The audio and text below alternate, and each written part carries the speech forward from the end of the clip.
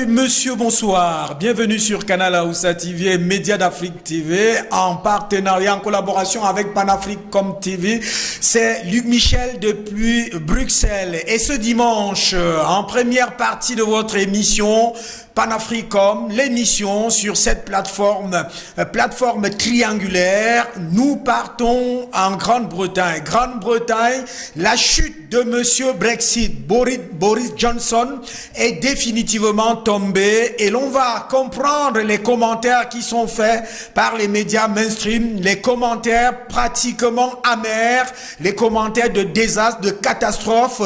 Boris Johnson, à peine avoir déposé sa démission, que voilà les médias mainstream trouvent que c'est l'homme qui a plongé l'Europe dans tout le désastre et la misère.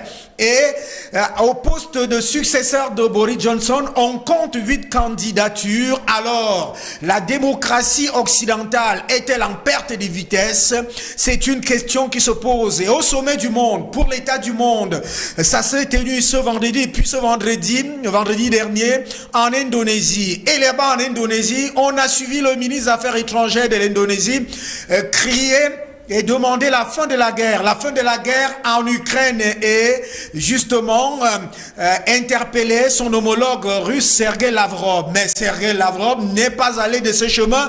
Il a fait signifier que c'est l'Occident qui en réalité, c'est le bloc occidentalo-américain qui ne fait que vouloir pousser la guerre un peu plus loin. Voilà le sujet, justement, le plat de résistance de notre édition Panafrique.com de ce dimanche. Nous allons examiner les jeux et enjeux de ce sommet du G20 qui a débuté vendredi dernier en Indonésie et dont les échanges ont été très tendus. Luc Michel va nous décoder justement les signes de ce sommet justement qui a un impact planétaire et mondial, surtout que au cœur de ce sommet, l'interpellation de la fin de la guerre en Ukraine, de la nécessité, de l'urgence de la fin de la guerre en Ukraine a été justement mis sur la table des débats et beaucoup de personnalités mondiales ont estimé que la guerre devrait s'arrêter car les incidences et les conséquences, surtout au plan alimentaire dans le monde, sont bien graves.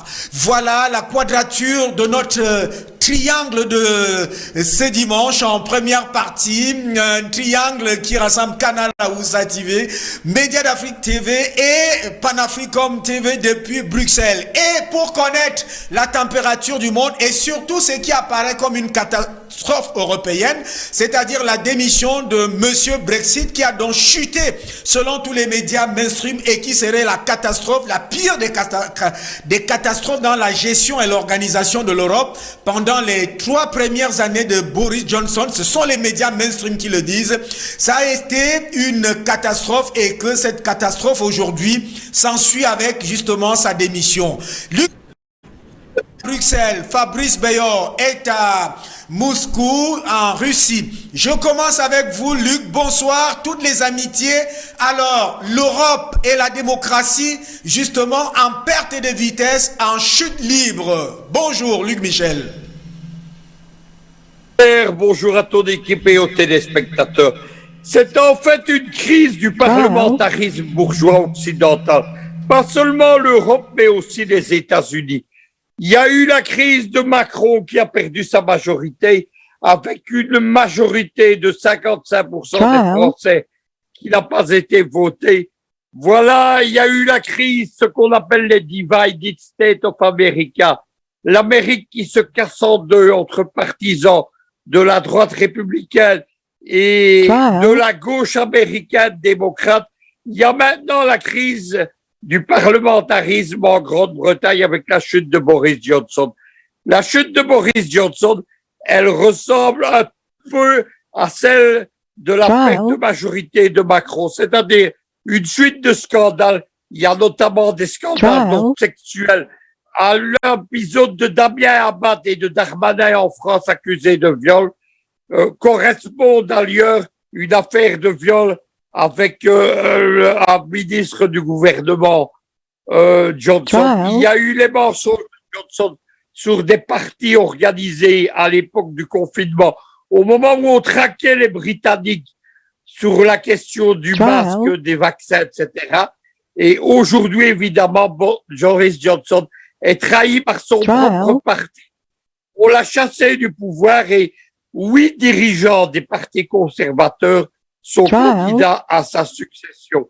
C'est une crise profonde. Vous savez qu'il y a 3 mois, on nous annonçait que c'était Vladimir Poutine qui allait s'effondrer, que le système russe était à bout de course, que Poutine allait être renversé par une révolution. Mais aujourd'hui, plus de 80% des Russes soutiennent Vladimir Poutine, mais une majorité des Britanniques, des Français, des Américains se sont retirés du système parlementaire occidental. C'est la crise du parlementarisme. C'est d'ailleurs déjà annoncé au début du Covid, lorsque le système occidental pour combattre la pandémie s'est effondré. On se souvient qu'au moment où Paris et Berlin refusaient leur solidarité avec une Italie frappée de plein fouet, c'était une médecine du tiers-monde, la médecine cubaine qui par avion entier et des hôpitaux de campagne militaire russe, c'est-à-dire la médecine ex-soviétique qui était venue aider les Italiens. C'est le déclin de l'Occident qu'annonçait Oswald Wagner il y a un siècle. Cette fois-ci, nous y sommes, évidemment.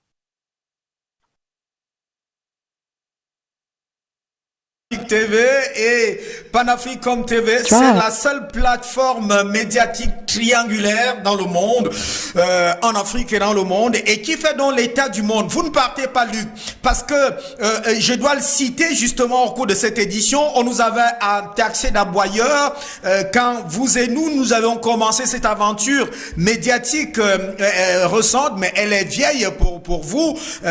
En fait, dans la lutte au cours des années du renversement, de la chute de l'assassinat du guide de la révolution libyenne, nous nous sommes levés, nous avons contesté, et la déportation de Laurent Gbagbo, on nous disait, justement, c'était un certain Taylor, on nous disait que nous étions des aboyeurs, et aujourd'hui les médias mainstream sont sur notre chemin, ils valident tout ce qui est en train d'être dit. Attendez, Luc Michel, vous ne partez pas pour que je puisse citer le Monde de cette semaine. Voici ce que dit le Monde en introduction d'un article phare sur Boris Johnson et sa chute, là, qui est une catastrophe selon les médias mainstream. Voici ce qui est écrit.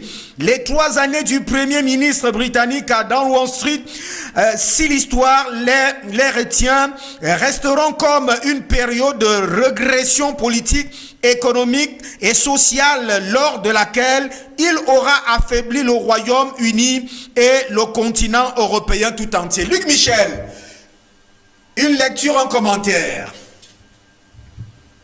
On évoque évidemment le Brexit. Qu'est-ce que ça a été le Brexit? Pas du tout la révolte des Britanniques contre l'Europe, mais une opération de géopolitique menée par des réseaux occultes américains, les mêmes réseaux qui ont amené Donald Trump au pouvoir, notamment la famille du milliardaire d'extrême droite américain, les fameux Mercer, ceux qui possédaient la firme digitale Analysis qui a provoqué le Brexit. Quel était le but du Brexit? C'était de fracturer les économies européennes dans cette guerre économique qui opposait les États-Unis et la communauté, la CE, puis l'Union européenne depuis les années Reagan en 1980. Les grandes figures du Brexit, c'était des néoconservateurs. Il y avait le député européen Nigel Farage. Aujourd'hui, c'est un employé grassement payé de la chaîne américaine Fox News TV, le principal soutien de Donald Trump. Et il y avait Boris Johnson qui a renversé Theresa May et qui s'est emparé du pouvoir à cette occasion. Ces gens sont des néoconservateurs. Il y a des néoconservateurs européens, des gens comme Bernard-Henri Lévy, par exemple, qui est un néoconservateur français, à passeport américain, à passeport français. Il y a Boris Johnson, qui est un néoconservateur américain à passeport britannique. Aujourd'hui, ces gens ont poussé aussi bien l'Europe que la Grande-Bretagne dans une impasse et dans la crise. Depuis de nombreux mois d'ailleurs, la Grande-Bretagne, à cause du Brexit, elle s'est isolée de l'Europe et elle connaît une grave crise économique. Notamment, il y a dans les supermarchés des pénuries alimentaires, etc. Des pénuries qui ne sont pas dues à la Russie, qui n'ont pas attendu la crise de l'Ukraine, mais qui ont démarré dès l'année précédente. Voilà des gens irresponsables. On a appelé Boris Johnson Bozo le clown. Vous savez, Boris le clown Bozo. Voilà ce qu'il a été. C'est un personnage, en fait, nombriliste. Le grand quotidien bruxellois, la Libre Belgique, a appelé la démission de Boris Johnson la chute du nombrilisme. C'est de cela qu'il s'agit. Il s'agit de personnages sans morale, sans conviction et sans parole, manipulant les fake news et le mensonge, à l'exemple de leur modèle Donald Trump. Aujourd'hui, l'échec de Donald Trump, malheureusement, va entraîner dans sa chute tout un pays, la Grande-Bretagne, et tout un continent, l'Union européenne. Si bien, Luc Michel, vous êtes revenu sur l'Union européenne parce qu'il y a une borne qui est placée en France et qui a eu du savon et pratiquement ce qu'on appelle dans un pays africain le kilave au Parlement. Nous pouvons revenir sur le discours de Madame Borne, donc au cours de cette édition, mais surtout le discours de la présidente de la France insoumise en réalité, qui met en miettes et en lambeaux le gouvernement et la politique française qui ne tient plus, qui ne tient que dans la rue, la démagogie et le mensonge. Et du coup, de l'autre côté, un jet de pierre, c'est la Grande-Bretagne qui s'écroule. Et je quitte Bruxelles pour aller de l'autre côté où ça se porte très bien, parce que à Moscou ça va très bien. La Russie, le monde est tenu en droite ligne dans le sens de la multipolarité que nous allons examiner tout à l'heure. Fabrice Meilleur, bonjour. Je viens à vous avec cette autre citation de ce journal. Nous devons le dire ce dimanche et le dire à certains observateurs et même à certains experts mondiaux que nous avons vu cette affaire venir. Voici ce que le monde dit. Je prends cette autre citation. Parlant de Boris Johnson, il avait commencé sa carrière de journaliste en 1989 en inventant de toutes pièces une citation. Il a terminé son mandat de Premier ministre jeudi 7 juillet 2022 après un ultime mensonge public. Boris Johnson aimait se comparer à d'illustres dirigeants britanniques et le monde dit il n'en est pas un. Il est entré justement dans la poubelle de l'histoire selon ces journaux. Fabrice Beyor, quelle est la lecture de ce cataclysme de la démocratie européenne, mais maintenant dans le théâtre britannique? Bonjour, vous m'entendez?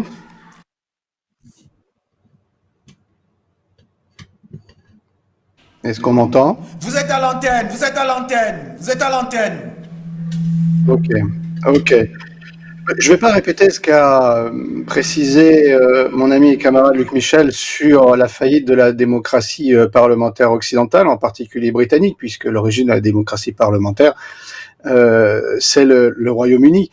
Mais il est à noter effectivement que même dans une situation internationale majeure, lorsque les États-Unis en demandent à ses colonies européennes, en particulier donc à sa première, son porte-avions en Europe, le Royaume-Uni d'être au garde à vous dans sa confrontation via l'OTAN avec la Russie, nous voit que ça n'empêche pas les remous en politique intérieure, alors que normalement il devrait s'aligner et attendre la fin de cette confrontation. Donc on est bien effectivement dans un élément caractéristique qui démontre une forme de pourrissement de cette démocratie occidentale qui, face à la crise et face surtout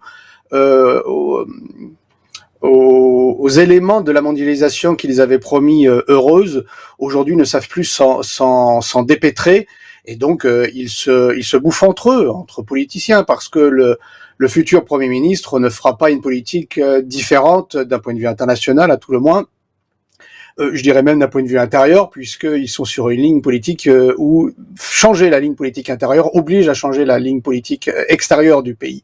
Donc rien ne va changer, c'est juste la marionnette du gouvernement britannique, mais ça ne va rien changer sur le fond pour les Britanniques eux-mêmes, et pas moins pour le conflit qu'il y a à l'heure actuelle. Mais c'est un élément caractéristique, effectivement, de cette décomposition politique du bloc occidental. Alors on le voit différemment selon les pays, selon la politique, les caractéristiques locales, l'Allemagne, l'Italie ou même l'Espagne à l'heure actuelle ou aux États-Unis, selon l'histoire du pays. Mais nous sommes bien dans cette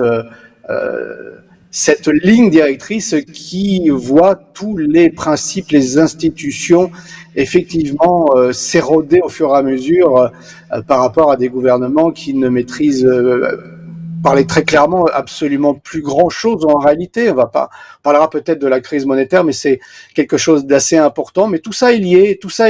C'est lorsque vous savez commence à tomber la décoration, vous avez, ou qu'on dit que les masques tombent, vous avez la réalité, c'est-à-dire un système qui est en décrépitude.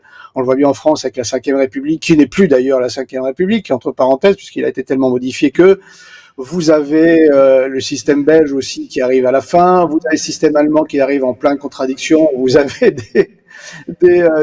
des écolos qui relancent des usines à gaz, à charbon, je veux dire, ou l'OTAN qui parle de paix mais mène la guerre. Voilà, on est dans une situation où beaucoup d'éléments, il y a un peu l'alignement des planètes en fait, et les élites entre guillemets politiques au pouvoir n'ont plus la hauteur, n'ont plus la qualité qu'elles pouvaient avoir il y a quelques années, quelques dizaines d'années, et donc ça n'a fait qu'accélérer le chemin que prend le bloc occidental depuis déjà environ une vingtaine d'années. Et pour conclure, le parcours de Boris Johnson, en fait, est la caricature de ce bloc occidental qui donne des leçons et qui fait tout le contraire, qui bombe le torse face à Vladimir Poutine. Mais vous savez, ce sont des positions morales, ce sont des positions faciles à prendre sur des idées. Aujourd'hui, l'Occident faut comprendre que dans sa confrontation les États-Unis, c'est particulier parce que eux, ils défendent leurs intérêts, mais les pays européens face à la Russie se posent sur des questions de principe, comme ils disent, de grandes déclarations, quitte à cela à sacrifier l'économie et le niveau de vie de leur population. Ils vivent dans un monde effectivement un peu irréel puisqu'ils sont déconnectés du peuple. Alors, même en France, il y a des gens qui disent qu'il faudrait que Macron démissionne, mais pour le remplacer par un Macron bis, à quoi ça sert? C'est bien effectivement une question structurelle de la nature du pouvoir politique dans le bloc occidental qui pose question, et cette opération spéciale lancée le 24 février par Vladimir Poutine en Ukraine est vraiment la marque, le point de... On voyait déjà la tectonique des politique bougeait depuis un certain nombre d'années, mais là c'est vraiment un point de non-retour, et les blocs politiques, effectivement géopolitiques, commencent à se renforcer, à être de plus en plus visibles et surtout à s'opposer à l'initiative du bloc occidental parce qu'il ne veut pas effectivement quitter la première place. Donc Boris Johnson, Macron ou tel Premier ministre ou tel chancelier ou tel président, ça change pas grand-chose. La réalité, c'est quelle est la nature du pouvoir et les actes que mettent en place ces pays dans le concert des nations. Et on le voit bien sur le G20 où ils ne sont pas là pour de trouver des solutions, mais ils sont là pour continuer leur guerre idéologique, leur folle guerre idéologique, pour servir, en plus, je parle pour les Européens, servir des intérêts qui ne sont pas les leurs. On va revenir nous, on reste avec vous, parce que vous avez certainement fait cette caricature. C'est même pas une caricature, c'est une réalité. Mais je voudrais, parce que les leçons vont toujours en direction de l'Asie, en direction de l'Eurasie, en direction de l'Afrique. Je voudrais, et là je veux lire cette autre citation d'un journal mainstream qui peint encore Boris Johnson après sa chute. Ce journal-là est aussi fidèle au Monde que j'ai cité tout à l'heure. Et justement, Fabrice Bayor, il y a dans cette affaire comme la chute de l'insolence, de l'arrogance, de la superbe, de l'esbrouffe et même de la couardise. Écoutez un peu bien. que le flamboyant Bojo chute pour avoir pris des libertés avec la vérité et méprisé des règles ne devrait surprendre personne. Ces traits saillants de sa personnalité étaient fréquemment relevés bien avant qu'il n'accède au pouvoir. En juillet 2019, son dilettantisme et son arrogance ont longtemps été masqués par sa tignasse savamment rebelle, son anticonformisme d'enfant gâté, son réel talent d'amuseur et son cynisme sans limite. Est-ce qu'on pouvait s'entendre à telle chose, à un tel commentaire venant d'un média mainstream? Fabrice Beyor, est-ce que ce n'est pas la chute de l'arrogance, de la superbe et de l'esbrouffe? Non, c'est juste la fonction classique des médias qui, après avoir encensé une personne, lorsque celle-ci n'a plus évidemment sa superbe, devient une cible à abattre. Vous savez, là, dans le bloc occidental, être journaliste, ce n'est pas avoir du courage, c'est être surtout lâche et aller se mainstream, comme on dit. Et donc, tirer une ambulance à des questions de déontologie journalistique, même personnelle. Donc, on brûle ce qu'on a encensé auparavant. Macron, il l'encense en France à l'heure actuelle. Si demain, il devait changer de personne parce que il pourrait comme ça, pense-t-il, avec une campagne de communication apaiser la colère populaire, eh ben ils changeront l'autre personne et ils chargeront Macron évidemment de tous les maux auxquels auparavant celui-ci était la solution.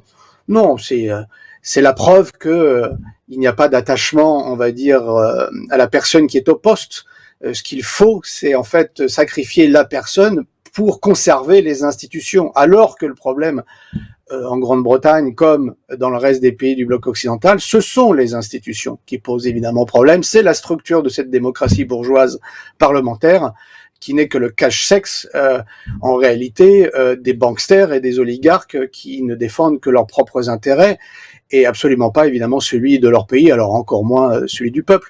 C'est un grand théâtre démocratique où les médias jouent leur rôle, ça fait partie, c'est un rouage de l'institution du système occidental et on le voit bien dans cette confrontation à l'heure actuelle sur le dossier ukrainien où vous voyez l'unanimité des médias du bloc occidental que j'appelle les merdias de l'OTAN parce qu'il faut donner un nom véritablement, même si celui-ci est vulgaire, à une réalité concrète.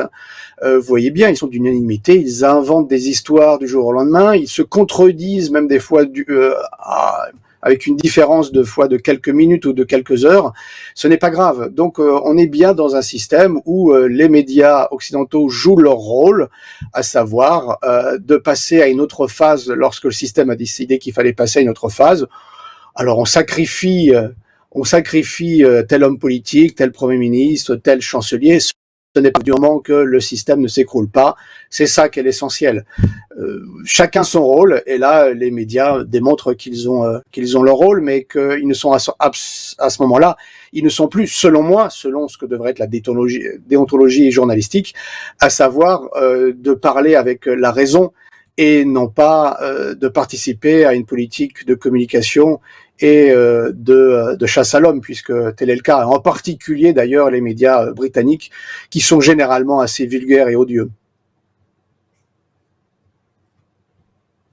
C'est juste le sujet d'accueil, parce que le grand plat de résistance tout à l'heure, ce sera le G20. Alors Luc Michel, Fabrice pense, et il écrit, hein, il vient d'énoncer là des règles de déontologie dans le métier que nous avons la faiblesse de connaître, de faire, qui en réalité ne sont pas respectés dans cet espace des médias mainstream. Alors, est-ce qu'avec vous, Luc Michel, on peut faire cette géopolitique des médias qui est à géométrie variable actuellement avec la décadence de cette Europe, politiquement s'entend et démocratiquement s'entend. Et pour y aller, je vais avec nos téléspectateurs et tous ceux qu'il y a 10 ans aujourd'hui, il y a 5 ans aujourd'hui, pensaient qu'on aboyait quand on dénonçait cette mascarade occidentale.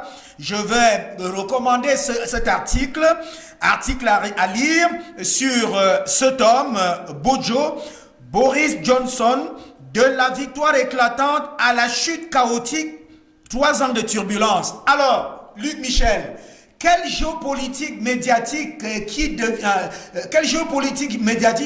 à géométrie variable dans cette affaire, dans cet espace de l'Europe pratiquement en décadence? Est-ce que là, on ne voit pas une Europe qui va dans l'abîme? Écoutez, Vladimir Poutine disait que les médias occidentaux, c'était l'empire du mensonge. C'est surtout l'empire du double mensonge. Ils prétendent, et c'est une leçon pour les Africains, que la démocratie avec un grand là occidental, c'est un modèle pour le monde entier, mais en parallèle, ce système est en crise profonde. Et ce système qu'on propose en Afrique, il est refusé par les peuples aux États-Unis, en France, en Grande-Bretagne, en Belgique ou en Allemagne. Il faut comprendre les critiques qui sont exposées actuellement pour Boris Johnson. C'est que les mêmes réseaux médiatiques qui sont les réseaux pro-américains en Europe, ce sont les réseaux qui défendent l'Union européenne et donc qui se réjouissent de voir Boris Johnson, le partisan du Brexit, l'homme qui a fracturé l'Union européenne, quitter le pouvoir. C'est une fois de plus les doubles standards, puisque comment peut-on soutenir la politique américaine et en même temps défendre cette Union européenne que précisément avec le Brexit, la politique américaine a voulu détruire. Dans tous les domaines, c'est la politique des doubles standards. Droits de l'homme et hypocrisie, moralisme et prédation occidentale, etc. On en a encore un cas en exemple. Il y a notre ami Biden qui se prépare à faire une grande tournée au Proche-Orient qui va culminer avec sa rencontre avec Ben Salman en Arabie Saoudite.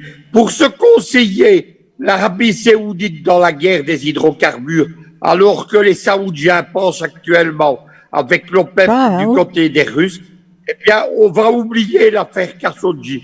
Biden, qui il y a 2 ans disait qu'il allait réduire l'Arabie Saoudite au rang d'État paria, il est prêt à absoudre Ben Salman et à se réconcilier avec lui pour obtenir du pétrole.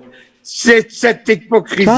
Au moment où on dénonce la Russie en Ukraine, on organise la famine, la crise humanitaire et les pandémies au Yémen, où il y a déjà eu 600 000 morts. Qu'est-ce que c'est 600 000 morts alors qu'on met en valeur une dizaine de milliers de morts ukrainiens? Ajoutons que les Nations Unies ont dressé le bilan des morts de l'opération spéciale russe dans le domaine civil et eux, ils la déterminent à 4000 personnes. On est loin des mensonges de Zelensky, des mensonges de l'Union européenne, des mensonges des médias de l'OTAN. Moi, j'ai 50 ans de vie militante l'année prochaine. Eh bien, j'ai vécu pendant 50 ans les médias mensonges, la diffamation. J'ai une fausse biographie sur Wikipédia. J'ai des dizaines de milliers d'articles qui m'attaquent en dessous de la ceinture. On m'accuse dans des réseaux proches de Georges Soros d'être un méchant sorti des films de James Bond, un James Bond vilain en anglais. Voilà la vérité, évidemment. Ma précédente épouse regardait ces articles et elle m'a dit « Mais il y a de vrai dans tout ça, ce n'est pas toi. » C'était vrai que ce n'était pas moi. L'empire du mensonge, je le connais pour le subir tous les jours. Aujourd'hui, heureusement, il y a des médias qui rétablissent la vérité. Et en Afrique, nous faisons jeu égal avec ces médias. Un rapport du Pentagone, après 50 ans de combat, me présente comme l'un des 5 principaux propagandistes de la Russie en Afrique, à côté de grands noms comme Eugénie Prigozhin ou Constantin Malofiev. et un rapport de France Télévisions me présente comme l'un des principaux propagandistes anti-France-Afrique en France même.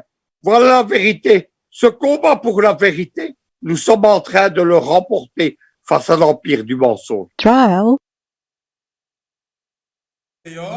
Mais il y a dans cette affaire, et je vais toujours faire l'économie des médias, d'ailleurs, je peux pas faire l'économie de tous les médias mainstream qui en ont parlé, c'est un chapitre, un chapelet de détresse et d'accablement, de manière d'affubler Boris Johnson. Alors, il y a au cœur de cette communication, cette grande communication médiatique, il y a le fait que ces médias, en réalité, remettent même la solidité ou la consistance. Vous avez parlé d'institutions tout à l'heure, de la Grande-Bretagne et du Royaume-Uni. Je veux prendre un autre extrait pour que cela, les mondialistes et les partisans, parce que Johnson lui-même est un partisan justement du nouvel ordre mondial qui échoue pratiquement actuellement. Alors, voici ce qu'un autre extrait dit.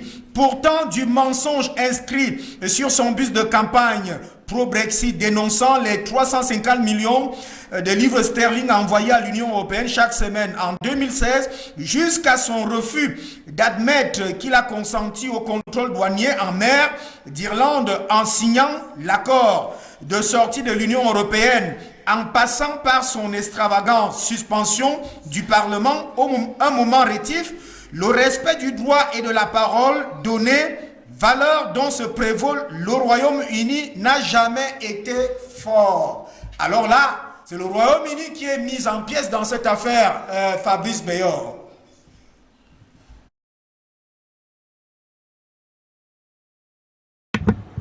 Excusez-moi, j'ai pas entendu la fin de votre phrase. Qu'est-ce qui est remis en question? Alors, je disais, le Royaume-Uni n'a jamais été fort dans ce qu'il se prévaut comme avoir la paternité ou alors le plus grand privilège de la parole donnée, puisque Boris Johnson a suspendu cette parole au Parlement et c'est le Royaume-Uni qui est défait par ces médias mainstream.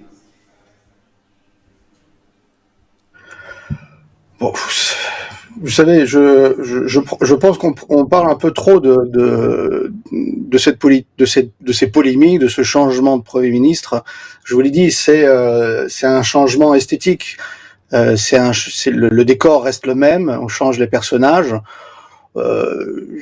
Simplement, c'est le personnage en lui-même. Voilà, il est caractéristique, très haut en couleur. Plus dans la communication que dans la réalisation politique, du copinage pour ses ministres, parce que choisir une ministre des Affaires étrangères qui confond la mer Baltique et la mer Noire au sujet de l'Ukraine, c'est particulier. Vous allez me dire, il y avait aussi, je me rappelle plus, une ministre américaine qui indiquait que la flotte américaine allait attaquer la côte du Bélarus, alors que le Bélarus n'a aucune frontière côtière, aucune mer à ses frontières. Enfin bon, c'est le niveau. Donc c'est pour ça que je vous dis que ces gens-là en réalité ne sont pas si tellement intéressants que ça, ou alors s'ils sont intéressants, ils sont intéressants parce qu'ils ont été choisis justement pour leur innocuité, pour leur justement peut-être en couleur. Donc ce qui fait que ça intéresse les médias, surtout les médias britanniques. Hein. Il y a beaucoup ce qu'on appelle de tabloïds qui s'intéressent à tout cela. Mais la réalité, c'est que si on compare Boris Johnson aux autres présidents ou premiers ministres en fonction de l'exécutif de leur pays, en général, qu'est-ce qu'ils font? Ils ne mettent pas une politique bien différente les uns des autres. L'Angleterre, depuis le Brexit, effectivement, joue le rôle de leader extérieur, de pont entre le bloc vraiment des pays d'Europe centrale très russophobe, aligné sur les États-Unis, avec justement les États-Unis. C'est un pont décentralisé, allons nous dire, si on fait justement une analogie avec la blockchain. Et vous avez le personnage en lui-même pas plus en réalité, parce que se comparer à Churchill, bon déjà il faudrait qu'il se compare à un alcoolique. Churchill est un alcoolique, et ça n'empêche que d'un point de vue historique, c'est vrai qu'il a réussi certaines choses. pour son pays. Mais vous voyez la différence, c'est que dans le cadre d'une confrontation mondiale contre le nazisme, Monsieur Churchill, qui était contre l'URSS à 200%, il n'y a aucune question là-dessus, a quand même réussi à dépasser avec un ennemi commun. Et donc aujourd'hui, on voit bien que dans le cadre de ce qui devrait, justement d'un point de vue historique, quand même rebuter l'Angleterre, à savoir la renaissance quand même d'un pays où les idéologies nauséabondes commencent à ressortir, ça devrait plutôt le mobiliser. Mais on revient à cette politique du spectacle, il y a les paroles, ces gens-là ne sont que des marionnettes, et la réalité c'est que tout cela effectivement fait partie d'un plan. Maintenant, Boris Johnson est tombé pour des raisons de politique intérieure, pas pour des raisons de politique extérieure.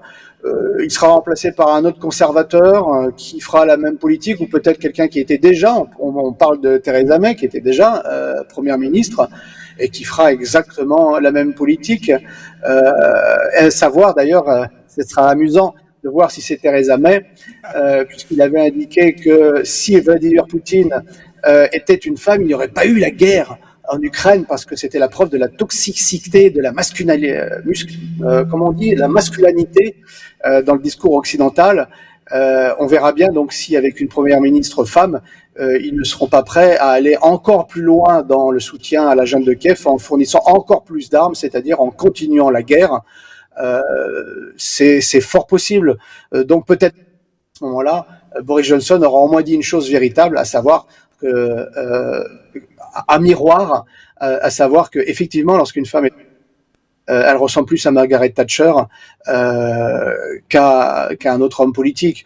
Mais bon, voilà, je fais ces apartés parce que c'est pas, en réalité, je le réindique, Boris Johnson, sa personnalité n'est pas importante, c'est juste un symptôme de la crise démocratique occidentale et une affaire intérieure de la Grande-Bretagne, mais ça n'a pas de conséquences ou même de signification en ce qui concerne les relations internationales et les questions géopolitiques qui nous concernent. Et du coup, ça nous ouvre notre front. On prend juste une direction, pas même de transition, parce que tout a déjà été mis en place et cadré pour qu'on aille sur l'île de Bali, où s'est tenu en Indonésie cette semaine, depuis vendredi, le sommet du G20. Alors, Luc Michel, l'état du monde s'est joué encore cette semaine au G20 en Indonésie. On a vu l'affrontement de la Russie et les Occidentaux. On a même vu le ministre des Affaires étrangères, Sergei Lavrov, quitter la salle l'après-midi après un fleuve de déclarations occidentales contre la Russie. Luc Michel, enjeu et jeu de ce sommet. Sa feuille de route, mais il faut dénoncer les mensonges de la propagande de guerre de l'OTAN. Lavrov n'a pas quitté les réunions et le ministère des Affaires étrangères russe d'ailleurs a protesté en expliquant que la Russie pratiquait le dialogue et que c'était les Occidentaux qui s'étaient exclus eux-mêmes de ce dialogue. Lavrov donc n'a pas quitté les réunions, c'est un mensonge de la propagande ukrainienne et de la propagande américaine. Il faut comprendre ce qui s'est passé. Il y a tout d'abord le G7. Le G7, c'était avant le G8. On en a exclu la Russie. C'est une union des économies occidentales et c'est le pendant économique de l'OTAN. Il y a le G20 qui est un forum économique. Les Occidentaux auraient voulu que le G20 boycotte la Russie. Ils n'y ont pas réussi parce que l'organisation du sommet du G20, il est dans les mains d'un ancien État leader des non-alignés, l'Indonésie. C'était jadis l'Indonésie de Sukarno, l'État qui avait organisé la conférence de Bandung en 1955, où s'est organisé l'anti-impérialisme africain, asiatique et latino-américain moderne. Conférence de Bandung qui était l'héritière elle-même de la conférence soviétique de Bakou en 1922. Les non-alignés, nous allons en reparler dans cette émission, sont de retour. Donc, le Premier ministre indonésien il a respecté une neutralité bienveillante dans cette affaire. Il a invité Lavrov et Poutine lors du sommet au mois de novembre à la grande colère des Occidentaux. Et il a invité évidemment en signe de neutralité le Premier ministre ukrainien Zelensky. Lavrov est venu là tout d'abord pour marquer la présence de la Russie comme grande puissance sur la scène mondiale, et deuxièmement avec une feuille de route. Qu'est-ce que Lavrov a démontré? C'est que seuls les États occidentaux, c'est-à-dire les États-Unis, leurs alliés de l'OTAN et du Pacifique, l'Australie et le Japon, pratiquaient la guerre contre la Russie. Aucun État d'Afrique, d'Inde ou d'Asie ou des ex-républiques soviétiques n'a attaqué la Russie et n'a participé au boycott et aux sanctions. L'Occident est sorti du G20 isolé, évidemment. Deuxièmement, Lavrov est venu rappeler un certain nombre de choses, que c'était donc les Occidentaux qui refusaient le dialogue, que c'était eux qui étaient responsables avec leurs sanctions de la crise des hydrocarbures et de la crise alimentaire mondiale. Voilà ce qui a révélé. Donc l'Occident, évidemment, est encore ressorti affaibli. Et c'est très important parce que il y a eu 4 événements mondiaux. Le sommet à Madrid de l'OTAN qui a montré que l'Occident n'était soutenu par personne sur la planète. Le sommet du G7 qui a montré que l'Occident dans la guerre économique était seul. Le sommet des BRICS qui a montré que 80% de la population mondiale était derrière la Russie, la Chine et l'Inde. Et enfin maintenant ce sommet du G20 qui montre que la Russie reste une grande puissance présente sur toute la scène mondiale. Lavrov a démontré une chose, que ce soit le G20, la guerre des hydrocarbures, la guerre des céréales, les sanctions ou la guerre militaire dans le Donbass, le maître du jeu, ça reste Poutine. Il n'est pas du tout en train de perdre, il n'est pas du tout en train d'être isolé, etc. Tout cela, ce sont les mensonges de la propagande de guerre de l'OTAN. Oui, et justement, à cette propagande, parce que là, on reste dans ces jeux et enjeux, puisque à l'observation, au terme de ce sommet, il n'y a rien de bon qui transparaît, sinon cette opposition farouche et cet affrontement en déclaration contre déclaration entre la Russie et le bloc occidentalo-américain. Tenez, Fabrice Béor, pour que vous puissiez entrer dans votre lecture et compréhension, en fait, décryptage de cette affaire. Justement, Madame Maria Zakharova, porte-parole du ministère russe des Affaires étrangères, a estimé dans ce sommet que les Occidentaux ont échoué dans leur projet sinistre de boycotter la Russie. Alors, comment lire ce sommet où la guerre en Ukraine s'est déportée? Est-ce qu'aujourd'hui, il y a pour ce bloc occidentalo-américain, pour ces 20 pays les plus industrialisés, il y a une panne et un manque d'inspiration à cause de la guerre en Ukraine, Fabrice Béor? Oui, cela prouve que le bloc occidental est dans des positions idéologiques et toujours dans une position où elle pense qu'il suffisait de parler pour que le reste des pays, le doigt sur la couture, obéissent. Sauf que je prendrai un exemple qui démontre et qui va faire comprendre pourquoi les gens qui se sont qui n'ont pas sont pas positionnés, les pays qui ne sont pas positionnés en faveur de la Russie, mais qui n'ont pas rejoint le bloc occidental dans la condamnation de la Russie sur son opération militaire spéciale en Ukraine, pourquoi ils agissent comme ça. Le Sri Lanka, pourquoi il y a cette situation au Sri Lanka? Et vous allez voir que c'est lié en réalité. Parce qu'il y a une crise énergétique qui aboutit à une crise politique et sociale. Parce que l'énergie, c'est quoi? C'est la production, et l'énergie, c'est le chauffage, l'énergie, c'est ce qui vous permet de vous chauffer et de faire votre nourriture. Et pourquoi ce pays n'a pas pu être dans cette crise? Parce qu'il n'a pas pu acheter sur le marché mondial du fait de l'augmentation des prix ce qu'il fallait. Et pourquoi il y a eu une augmentation des prix? Il y a différentes raisons qui n'ont été en fait qu'accélérés par l'opération spéciale russe en Ukraine, mais qui a abouti de toute façon à que les pays occidentaux, de par leurs propres sanctions contre la Russie, à chercher ailleurs de l'énergie. Et donc, ils sont allés le chercher ailleurs à n'importe quel prix. Les prix ont augmenté, les livraisons ont allé à ceux qui étaient le plus offrants, donc les pays dits riches, et les pays pauvres, eh ben, il y en a pas pour eux. C'est ce qui se passe actuellement également aujourd'hui au Pakistan comme mouvement social. Donc, on est dans une situation où vous avez le bloc occidental qui demande au reste du monde de suivre leur propre politique, qui leur pose déjà eux-mêmes problème, mais qui est suicidaire en réalité pour les autres pays du monde, puisque l'énergie, c'est la production, c'est ce qui permet de transformer, c'est la croissance. Il n'y a pas de croissance sans énergie. Et l'énergie aujourd'hui, à l'heure actuelle, vous ne pouvez pas le faire sans ce que propose le gaz, le pétrole de la Russie. Ce n'est impossible. Il n'y en aura pas pour tout le monde de toute façon, même avec toutes les énergies à l'heure d'aujourd'hui. Donc le G20, qui rassemble en réalité aujourd'hui deux blocs, c'est-à-dire le bloc occidental, le G7, et le bloc, on va dire, alternatif, qui est plus à l'heure actuelle eurasien, mais il y a le Brésil et l'Afrique du Sud, donc on va dire l'alternative justement au bloc occidental, c'est les BRICS, qui vont s'élargir avec le BRICS+, où vous voyez d'autres pays qui commencent à s'y intégrer, comme d'ailleurs dans le cadre de l'organisation de coopération de Shanghai, d'un point de vue eurasien, où vous avez aujourd'hui beaucoup de pays qui se rejoignent, même des pays d'ailleurs qui sont opposés d'un point de vue national, mais qui ont des intérêts économiques en réalité conjoints. Je pense à l'Inde et au Pakistan, et même à l'Inde et à la Chine sur certains points.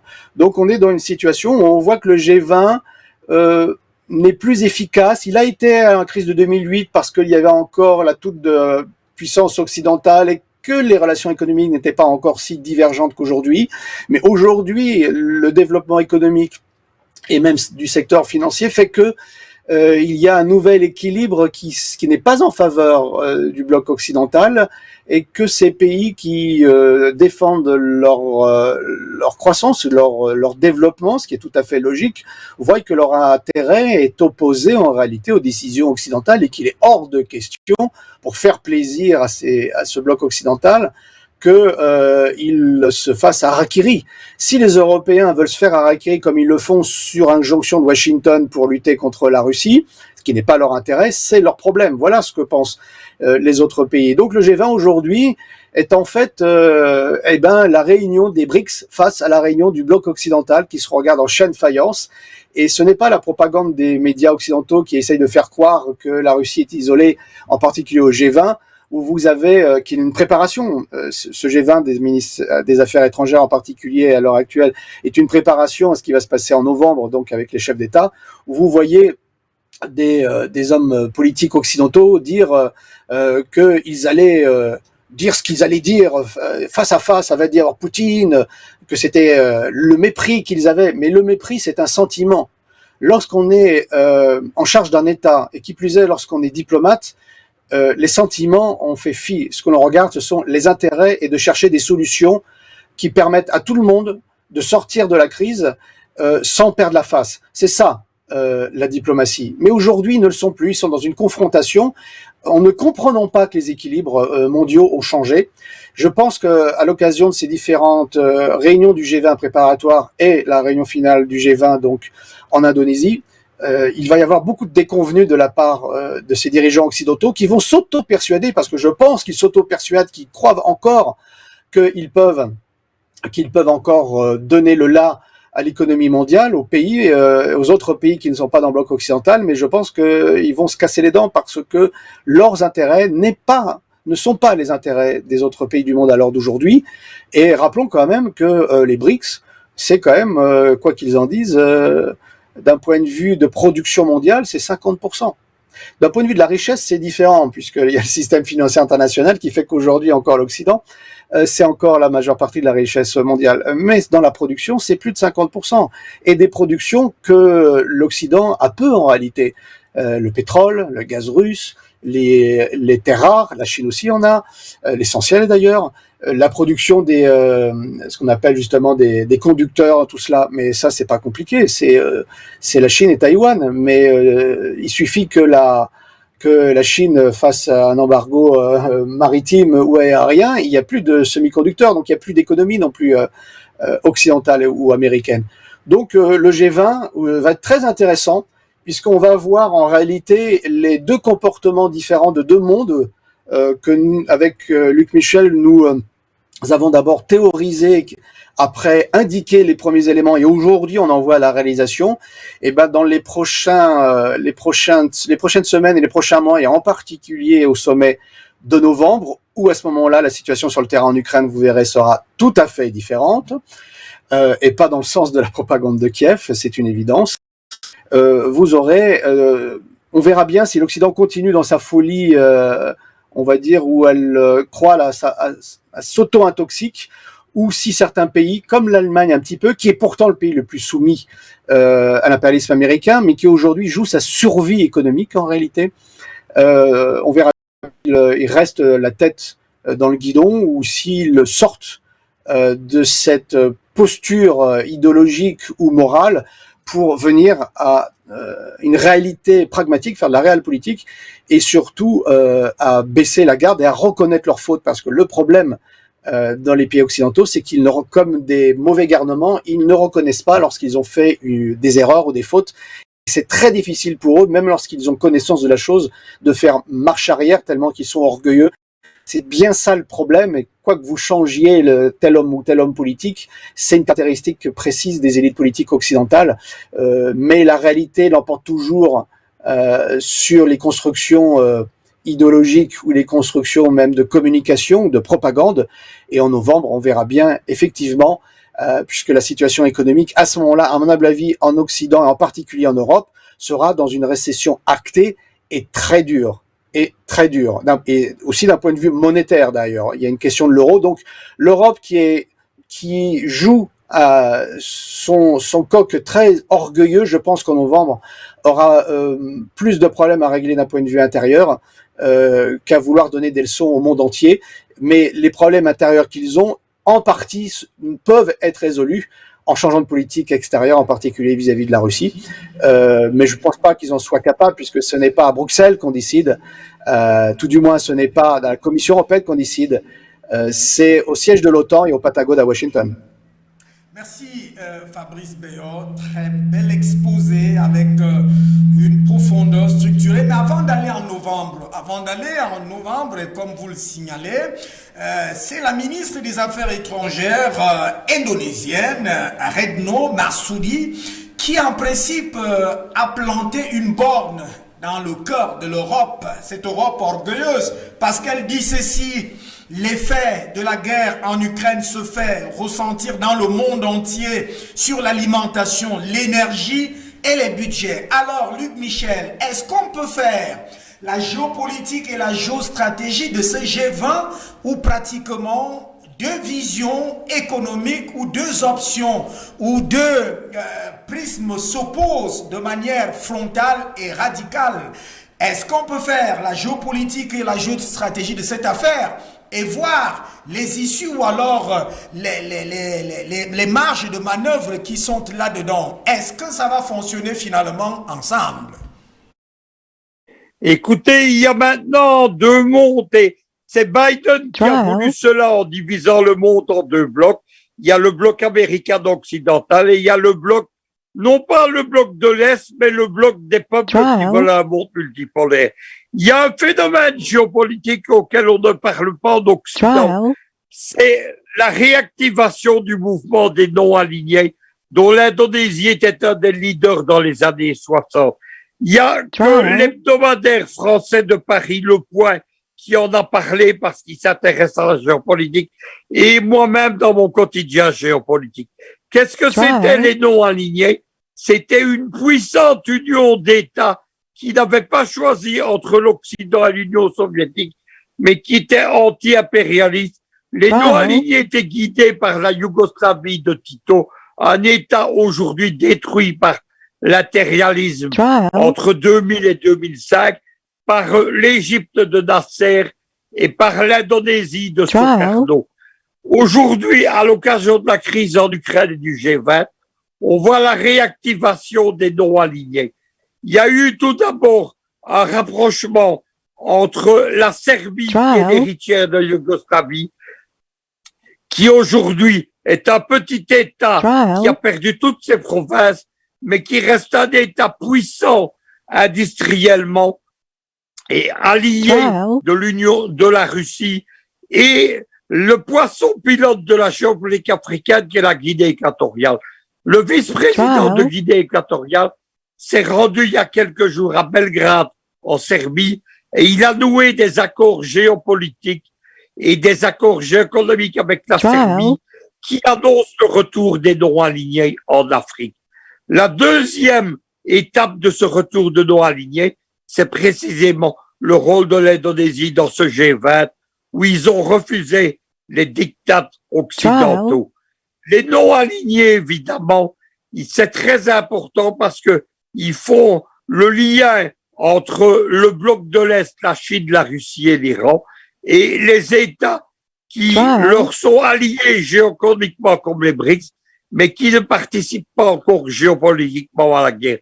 Voilà donc ce monde dual qui se met en place.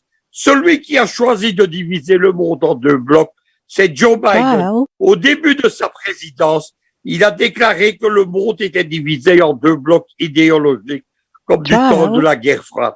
Non plus le capitalisme et le communisme, mais d'un côté, ce qu'il appelle les démocraties libérales, avec l'économie libérale, et de l'autre côté, les autocraties illibérales, la Chine, la Russie, l'Iran. Voilà donc Biden a contribué à la division du monde en deux blocs. En réalité, la division du monde, elle n'est pas idéologique. Il y a depuis 25 siècles une division. Il y a d'un côté les puissances maritimes qu'on appelle les thalassocraties. La première, ça a été Carthage, il y a 25 siècles. Carthage qui n'était pas un État africain, sur le sol africain, une espèce d'Israël en Afrique du Nord. Et de l'autre côté, il y a les puissances continentales. À l'époque, c'était Rome. Et aujourd'hui, la troisième Rome, elle s'appelle la Russie, avec Moscou pour de vaincre les thalassocraties. Aujourd'hui, au 19e siècle, l'opposition, c'était une opposition entre la Grande-Bretagne et la Russie. Aujourd'hui, l'héritière de la Grande-Bretagne, ce sont les États-Unis. Et l'héritière de la Russie, ça a été l'Union soviétique. Et c'est de nouveau la Russie de Poutine. C'est cela qui divise le monde. Autour de ces deux oppositions, il y a aujourd'hui, il y a une union des puissances maritimes derrière les États-Unis. La France, qui est une grande puissance maritime, avec un domaine maritime de 10 000 kilomètres carrés, avec le Japon, avec l'Australie, avec les Émirats, etc. Et de l'autre côté, il y a l'union des vieux empires continentaux, que sont la Russie, avec 25 siècles d'histoire, la Chine avec 20 siècles d'histoire, l'Iran, la Perse d'hier avec 25 siècles d'histoire. Ces gens ont une civilisation. Les autres sont des parvenus de l'histoire. Le grand philosophe allemand Oswald Spengler disait que les États-Unis étaient un État passé du stade de la barbarie au stade de la décadence, sans jamais avoir connu le stade de la civilisation. Je partage cette analyse. Dans le cœur de cette affaire, parce que il y a qu'il faut comprendre cela avec les incidences que ça dans cette économie des blocs. Là on est au plan pratiquement économique et même monétaire d'une certaine manière, parce que je parlais de géopolitique et géostratégique à souhait, puisque voici ce que déclare encore Madame la ministre des Affaires étrangères de l'Indonésie, Retno Marsudi. Elle fait savoir, Fabrice Beyor, que la Russie n'a pas été condamnée unanimement par le G20, mais que c'est certains États qui se sont aventurés à condamner la Russie. Est-ce que ça ne montre pas déjà une fracture et un positionnement assez clair de ce qui va se dérouler que la guerre se poursuive ou que la guerre s'arrête dans l'organisation du monde? Et quel regard pour vous, parce que vous êtes panafricaniste, quel regard on peut avoir dans cette affaire à partir de l'Afrique? Luc Michel venait de citer la Guinée équatoriale. Et quel regard les Africains devaient avoir dans ce jeu-là et ces enjeux? En fait, c'est une caractéristique aujourd'hui de la désoccidentalisation du monde. Je m'explique. Pendant très longtemps, l'Occident a justifié moralement tous ses actes. Rappelons que la colonisation, d'ailleurs, entre parenthèses, vient de la gauche, même si après la droite s'en est mis plein les fouilles pour certains. Mais ce sont ces grandes idées universalistes qui ont abouti à la justification de la colonisation.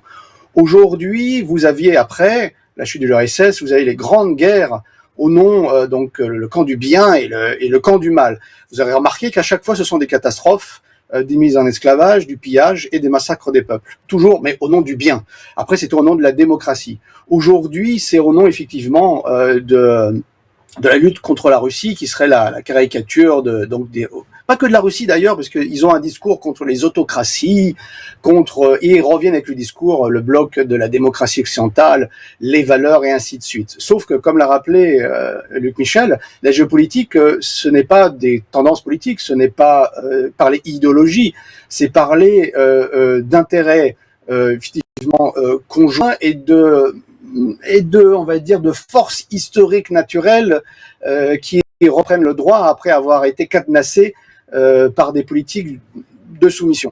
Donc, en réalité, vous êtes dans une situation où vous avez les pays occidentaux qui remettent, comme toujours, qui parlent de morale, qui parlent de démocratie en ce qui concerne le conflit, par exemple, en Ukraine, mais la démocratie, la jeune démocratie ukrainienne, comme il me parle, avec des oligarques qui ont mis un petit oligarque au pouvoir, qui ont soutenu, armé, formé pendant 8 ans depuis 2014, et ils le disent aujourd'hui d'ailleurs ouvertement, même sur les médias de l'OTAN, les plus extrémistes qu'on puisse trouver en Ukraine, donc les nazis ukrainiens, il faut les appeler tels qu'elles sont, hein. On en a déjà parlé, le bataillon Azov qui s'appelle aujourd'hui Kraken, mais il y en a plein d'autres, donc vous avez aujourd'hui le pays le plus corrompu, un des plus pays corrompus au monde selon le propre rapport de la Commission européenne sur le pays il y a quelque temps, pas très longtemps d'ailleurs avant le déclenchement des hostilités. Donc bon voilà, on est aujourd'hui dans une confrontation géopolitique mondiale. Le discours occidental, c'est bien un discours de communication, mais qui ne fonctionne plus, qui fonctionne peut-être encore, et je dis encore parce que les peuples commencent un peu à prendre conscience qu'on se fout de leur gueule, pour parler très clairement, qu'on essaye de justifier les politiques antisociales par rapport à l'inconsistance de la politique de la mondialisation menée depuis 20 ans, voire 30 ans, et l'impréparation de ces gens, puisque tout ce qui les intéresse, c'est ce qui va se passer dans 6 mois aux prochaines élections. Mais de par le monde, on en a bien pris conscience que ce n'est pas une question idéologique, c'est bien une question en réalité de pouvoir, que le bloc occidental, c'est-à-dire les colonies européennes menées par le leader américain qui ne veut pas perdre la première place, fait tout ce qu'il fait pour ce qu'il pense doit faire pour affaiblir, voire pour anéantir, comme ses ennemis. Dans le cas précis, c'est la Chine et c'est la Russie d'un point de vue géopolitique. On pourrait en reparler, mais ce serait reparler géopolitique mondiale et comprendre comment les Américains voient la politique mondiale. Mais la géopolitique mondiale vue par les Américains, c'est il faut contrôler l'Eurasie pour pouvoir contrôler la Chine, et pour contrôler l'Eurasie, il faut contrôler le cœur, et le cœur de l'Eurasie, si vous regardez une carte, c'est la Russie, non seulement pour ses richesses, mais pour sa position géographique. Donc on est dans une situation, on est bien dans une confrontation géopolitique où la morale occidentale, et je vais revenir à la deuxième partie de votre question en ce qui concerne l'Afrique, la morale occidentale ne fonctionne plus de par le monde, comme l'a indiqué d'une manière très diplomatique la ministre des Affaires étrangères de l'Indonésie, qui va donc recevoir en novembre le sommet des chefs d'État du G20. Et c'est un simple rappel d'une réalité, mais que les Occidentaux ne veulent pas entendre, comme quoi ils défendent ces pays-là, c'est très bien, mais ce ne sont pas leurs intérêts, et tous les intérêts ne sont pas identiques, et qu'on peut trouver un compromis, et le compromis c'est par le dialogue, et ce n'est pas évidemment par des injonctions, par des ultimatums, par du chantage ou par des sanctions qu'on va y arriver. Et comment l'Afrique peut s'intégrer ou se reconnaître dans ce mouvement. Déjà parce que l'Afrique c'est aussi le monde, c'est pas une partie à part du monde, de ce qui se passe de par le monde évidemment, et que on voit bien l'intervention de la Russie en Afrique, le retour de la Russie en Afrique. Est-ce qu'elle se fait sur des bases idéologiques? Est-ce qu'elle vient en donnant des leçons politiques intérieures aux États africains? Non, évidemment, parce que la Russie fait de la géopolitique. La Russie cherche à trouver des alliés, propose des deals et les applique avec des accords qui sont gagnants jusqu'à présent. Je pense que la Centrafrique n'a pas à se plaindre de l'intervention russe pour l'aider à rétablir la sécurité dans le pays et sur d'autres domaines d'ailleurs. Mais on est donc dans une situation où vous voyez que l'intérêt aujourd'hui de l'Afrique, c'est de se mettre effectivement elle n'est pas seule. En Amérique du Sud, ça commence même à émerger. En Asie, c'est une évidence. Alors, chaque pays a des différences, évidemment, mais on n'est pas là en train de dire que nous sommes tous identiques, et évidemment, et bien heureusement. Et comme je l'ai indiqué, ce sont des questions d'intérêt ici. Ce ne sont pas des questions idéologiques. Est-ce qu'on pense la même chose sur le social ou sur tel ou tel point économique? Non, on n'en est pas là. On parle de macroéconomie mondiale. Et donc, dans ce cadre-là, l'Afrique, certains pays d'États africains qui font effectivement des alliances avec la Russie ou avec ce bloc alternatif donc des BRICS, y trouvent aujourd'hui son intérêt. En cela, nous avons un élément très pratique. Vous avez l'ancienne façon de faire du bloc occidental qui démontre son incapacité à revoir sa relation avec le monde, qui ne comprend pas comment le monde change et qui continue à venir donner des leçons de morale en vous disant écoutez, au nom de mon principe, vous allez mourir de faim. Voilà, ce serait bien. Donc aujourd'hui, ça ne fonctionne plus comme ça. Ça ne peut plus fonctionner comme ça. Ça ne fonctionnera plus comme ça.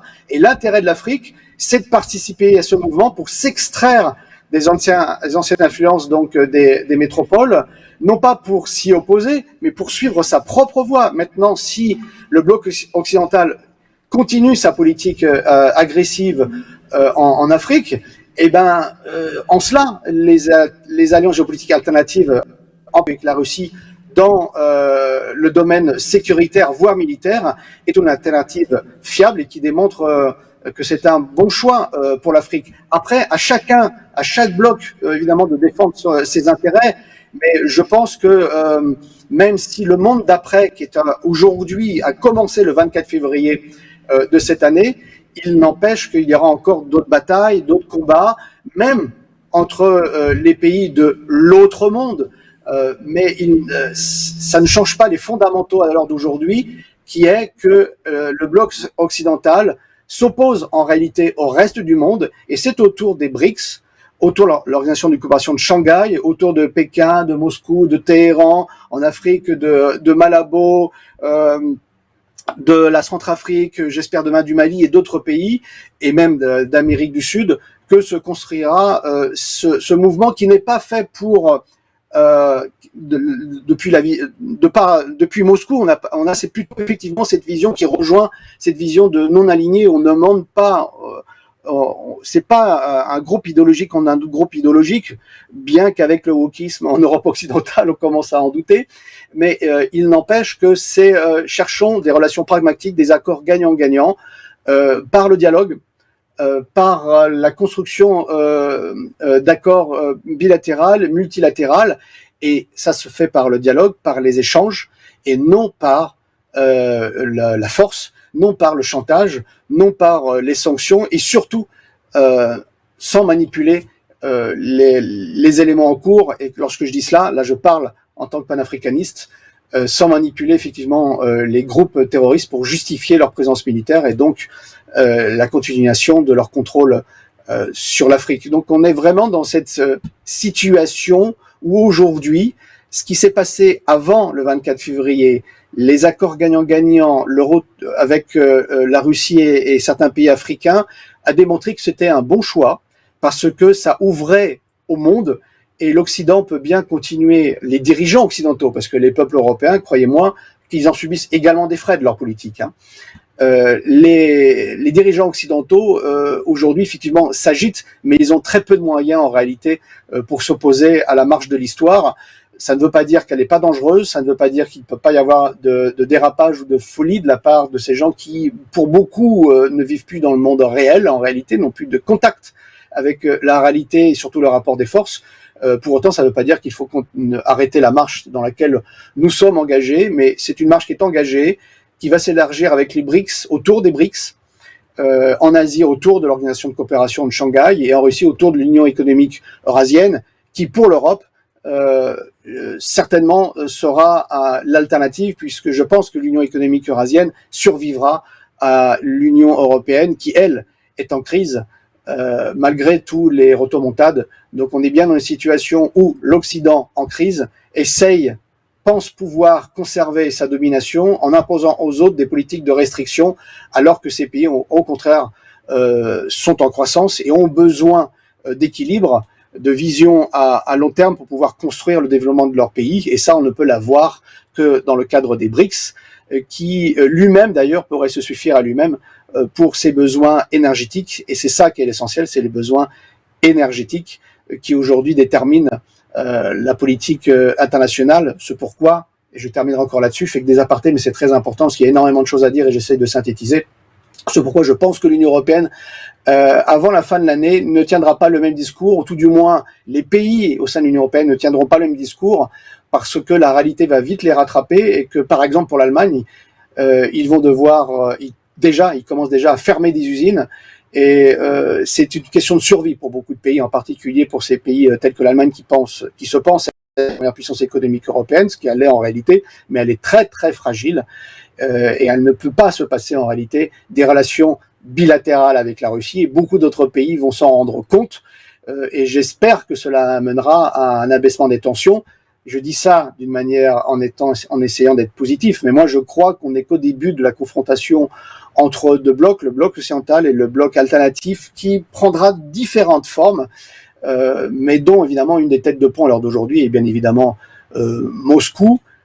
Le chemin est tracé, il n'est pas sans risque, mais il n'y a que celui-ci pour s'en sortir, puisque si on continue sur la politique occidentale, c'est une politique où il y aura des problèmes économiques, des problèmes énergétiques, des problèmes alimentaires. C'est la guerre sans fin, c'est le chaos sans fin. Il est temps enfin de rétablir le bon équilibre qui passe par le dialogue. Et le dialogue, c'est le renouvellement d'une forme de non-alignement, mais à ce moment-là, un non-alignement sur la politique occidentale. Dévancer justement une question et elle va s'orienter vers Luc Michel. Je la dirigeais vers Luc Michel. Alors Luc, Joseph Borrell, il est le chef de la diplomatie européenne. Anthony Blinken, lui, il est le secrétaire d'État américain, donc le patron justement de la démocratie et de la diplomatie aussi, de ce côté-là. Alors, les deux s'accordent à vouloir affubler la Russie en disant, le premier, que Joseph Borrell estime que c'est un crime de guerre que de bloquer des céréales ou de faire des blocus pour la Russie, et M. Blinken estime que la Russie devrait tout simplement lever le blocus et ses actions. Alors, est-ce que je voudrais qu'on rentre encore là-dedans pour essayer de comprendre, parce que c'est comme si on ne comprenait pas une certaine chose. Est-ce que la géopolitique des sanctions, elle, était une géopolitique de bienfait pour la Russie ou de bonheur pour la Russie? Écoutez, la première chose qu'il faut dire, c'est que Joseph Borrell, c'est un employé de M. Blinken. C'est un politicien atlantiste espagnol qui a fait toute sa carrière dans la périphérie de l'OTAN et des réseaux américains en Europe. Et aujourd'hui, Borrell qui dirige, c'est pour ça qu'il a été choisi pour diriger la politique extérieure qu'on appelle de sécurité collective de l'Union européenne. C'est en fait la politique qui fait que l'Union européenne est le bras politique de l'OTAN. Vous savez que l'OTAN, en fait, elle domine l'Union européenne parce que dans le traité de Maastricht qui organise l'Union européenne, il est mis que la défense de l'Union européenne est confiée à l'OTAN. L'OTAN, c'est l'outil de vassalisation des colonies européennes aux États-Unis. Lorsque les Américains ont décidé les sanctions, ils avaient deux buts. Tout d'abord, détruire l'économie russe. Ils ont échoué, puisque c'est Poutine le maître du jeu. Les Américains n'ont pas compris qu'ils étaient entrés exactement comme les nazis en 1941 en URSS dans un piège stratégique. Les premières sanctions ont été prises en 2014 lors du retour de la Crimée à la Fédération de Russie. Les Russes ont eu 8 années pour préparer leurs contre-sanctions et leurs mécanismes de défense. Deuxièmement, les Américains avaient un second but, ce que n'ont pas compris les dirigeants atlantistes de l'Union européenne, c'était de fracturer l'Union européenne. En effet, il y a une contradiction interne fondamentale dans le bloc américano-occidental. La contradiction, c'est que l'allié géopolitique principal via l'OTAN, c'est l'ennemi géoéconomique dans la guerre USA-Union européenne qui existe depuis Ronald Reagan dans les années 1980 et que Donald Trump a réactivé à partir de 2017. Elle est doublée d'une guerre monétaire et financière, la guerre du dollar contre l'euro. À partir de ce moment-là, les Européens se sont lancés imprudemment dans cette guerre économique alors qu'ils se sont tirés une balle dans la tête et que c'est évidemment Poutine qui est le maître du jeu. Il domine les sanctions, il domine la guerre du gaz, il domine la guerre du pétrole, il domine la question du G20. Mais ce n'est pas tout. C'est-à-dire que vous savez qu'un système, lorsqu'il croit à sa propre propagande, il est proche de sa fin. Aujourd'hui, les Américains, les Européens, et en particulier les Ukrainiens, ils croient à leur propre propagande. Vous en avez deux exemples. Ils répètent que Poutine est responsable de la crise alimentaire mondiale, mais cette crise alimentaire mondiale, elle a démarré avec la spéculation sur les matières alimentaires qui a commencé dès l'année 2021, bien avant la crise ukrainienne, qui n'en est que le symptôme. Secondement, les Ukrainiens disent Poutine nous vole nos céréales et nous empêche de les livrer au monde. Mais en même temps, les Ukrainiens ont miné les ports de la mer Noire, empêchant les navires commerciaux de quitter ceux-ci, et ils ont refusé un accord entre la Turquie, seconde armée de l'OTAN, je le rappelle, alliée des États-Unis et de l'Ukraine, et la Russie pour déminer les ports ukrainiens. L'Ukraine a dit nous ne déminerons pas. Secondement, l'Ukraine dit la Russie aujourd'hui fait du chantage sur le gaz. Mais en ce moment-ci, l'Ukraine s'oppose à ce que le Canada restitue à l'Allemagne des turbines destinées au gazoduc Nord Stream qui sont en réparation au Canada et qui empêchent, parce qu'elles sont manquantes dans le réseau Nord Stream, qui empêchent les Russes de fournir plus de gaz à l'Allemagne. On est donc dans le mensonge sur les céréales, on est donc dans le mensonge sur le gaz. Les Ukrainiens et leur chef de file américain, l'Ukraine, c'est la voix de son maître des Américains, eh bien, ce sont des menteurs pathologiques. C'est cela qu'il faut retenir de toute cette histoire. Je vais revenir à vous tout à l'heure. On note quand même que le Canada a finalement décidé de renvoyer ces turbines qui sont nécessaires aux géants russes Gazprom et non pas à l'Allemagne. Donc cette information est fondée sur cette fronde-là. Fabrice Béor, alors en marge de ce G20 et pour beaucoup d'observateurs, vous avez suivi tout à l'heure que la ministre et la porte-parole du ministère russe des Affaires étrangères a estimé que l'Occident a échoué dans son projet sinistre de saboter la Russie, et beaucoup estiment donc que aujourd'hui l'Occident est mis dos au mur, que l'Occident n'a pas pu jouer comme avec Saddam Hussein qui avait été pendu en public, comme avec Muammar Kadhafi qui avait été assassiné en mondovision. Alors, Fabrice Béor, est-ce que vous avez parlé de novembre? Il y a quand même le fait que c'est le sommet des chefs d'État qui va se tenir en novembre. Est-ce que vous voyez dans ces entrefaits-là un Vladimir Poutine se rendre à ce sommet sur cette île de Bali en Indonésie?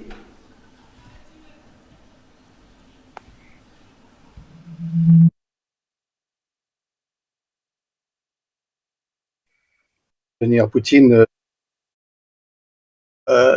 je pense que vu ce que nous avons à l'heure actuelle, on comprend que l'Indonésie fait tout pour équilibrer les choses et ne participe pas, tout du moins, essaye d'amoindrir les provocations que vont faire certains pays occidentaux.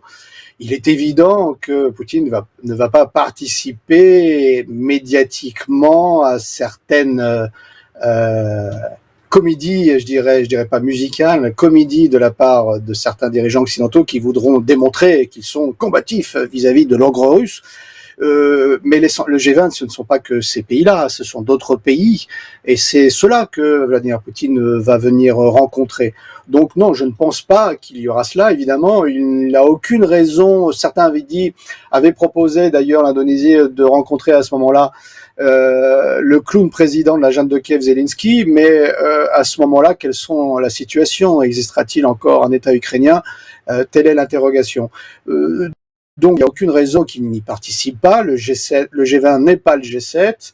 Les Occidentaux, en plus, ne sont pas en territoire conquis. Ils sont en Indonésie, qui est un territoire neutre, mais une neutralité qui aujourd'hui oblige, même si on ne le veut pas, à être du côté de la Russie, c'est-à-dire des pays qui prônent le dialogue, la rationalité, qui cherchent des solutions, et non pas évidemment dans la confrontation et dans le chantage tel qu'est le discours, encore plus à l'heure d'aujourd'hui, des dirigeants des pays occidentaux.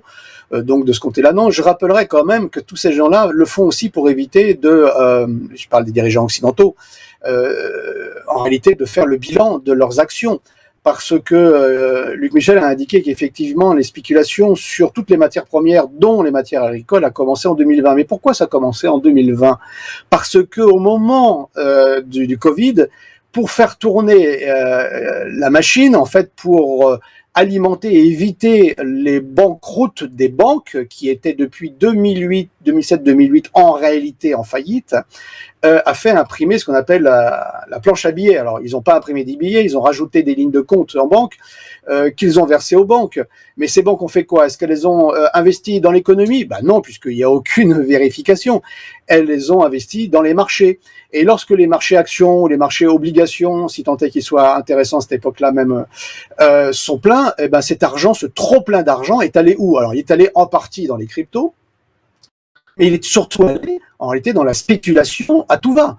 Partout, le pétrole, l'eau, le blé. Donc, c'est la politique monétaire occidentale qui est la fuite en avant, qui a abouti aujourd'hui à cette situation spéculative mondiale qui n'a été en fait qu'accélérée ou mise devant la face du monde dans sa réalité concrète avec l'intervention russe. Mais l'intervention russe a juste montré du doigt une situation, ne l'a pas créée.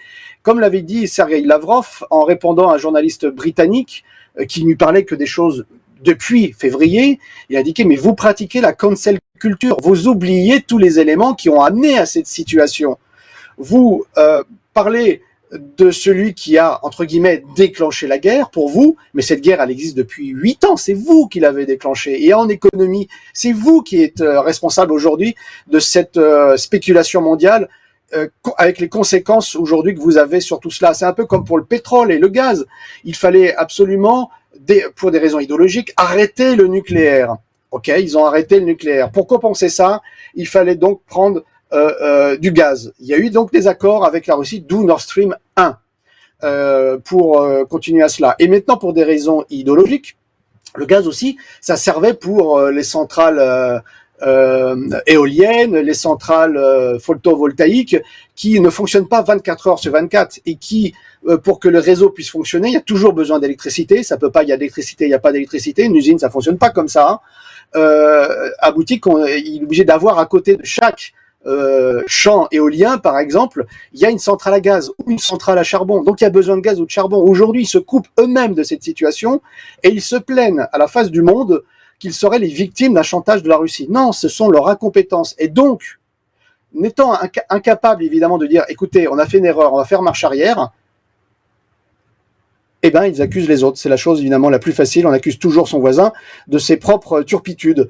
Et au G20, à mon avis, on va avoir cette situation. Mais vous savez, l'élite politique russe, en particulier son président, vous connaissez bien, je dirais, en faisant un jeune fleur britannique, qui fera contraste avec ces gamins mal élevés, qui pensent donner des leçons à des pays avec des civilisations d'ailleurs des fois plus anciennes comme la Chine, qui eux vont parler, je parle pour le reste des pays du monde, d'une manière pragmatique, rationnelle, trouver des accords, même si ceux-ci sont à court ou moyen terme, pour stabiliser une situation, alors que les pays occidentaux vont venir avec leurs grandes déclarations.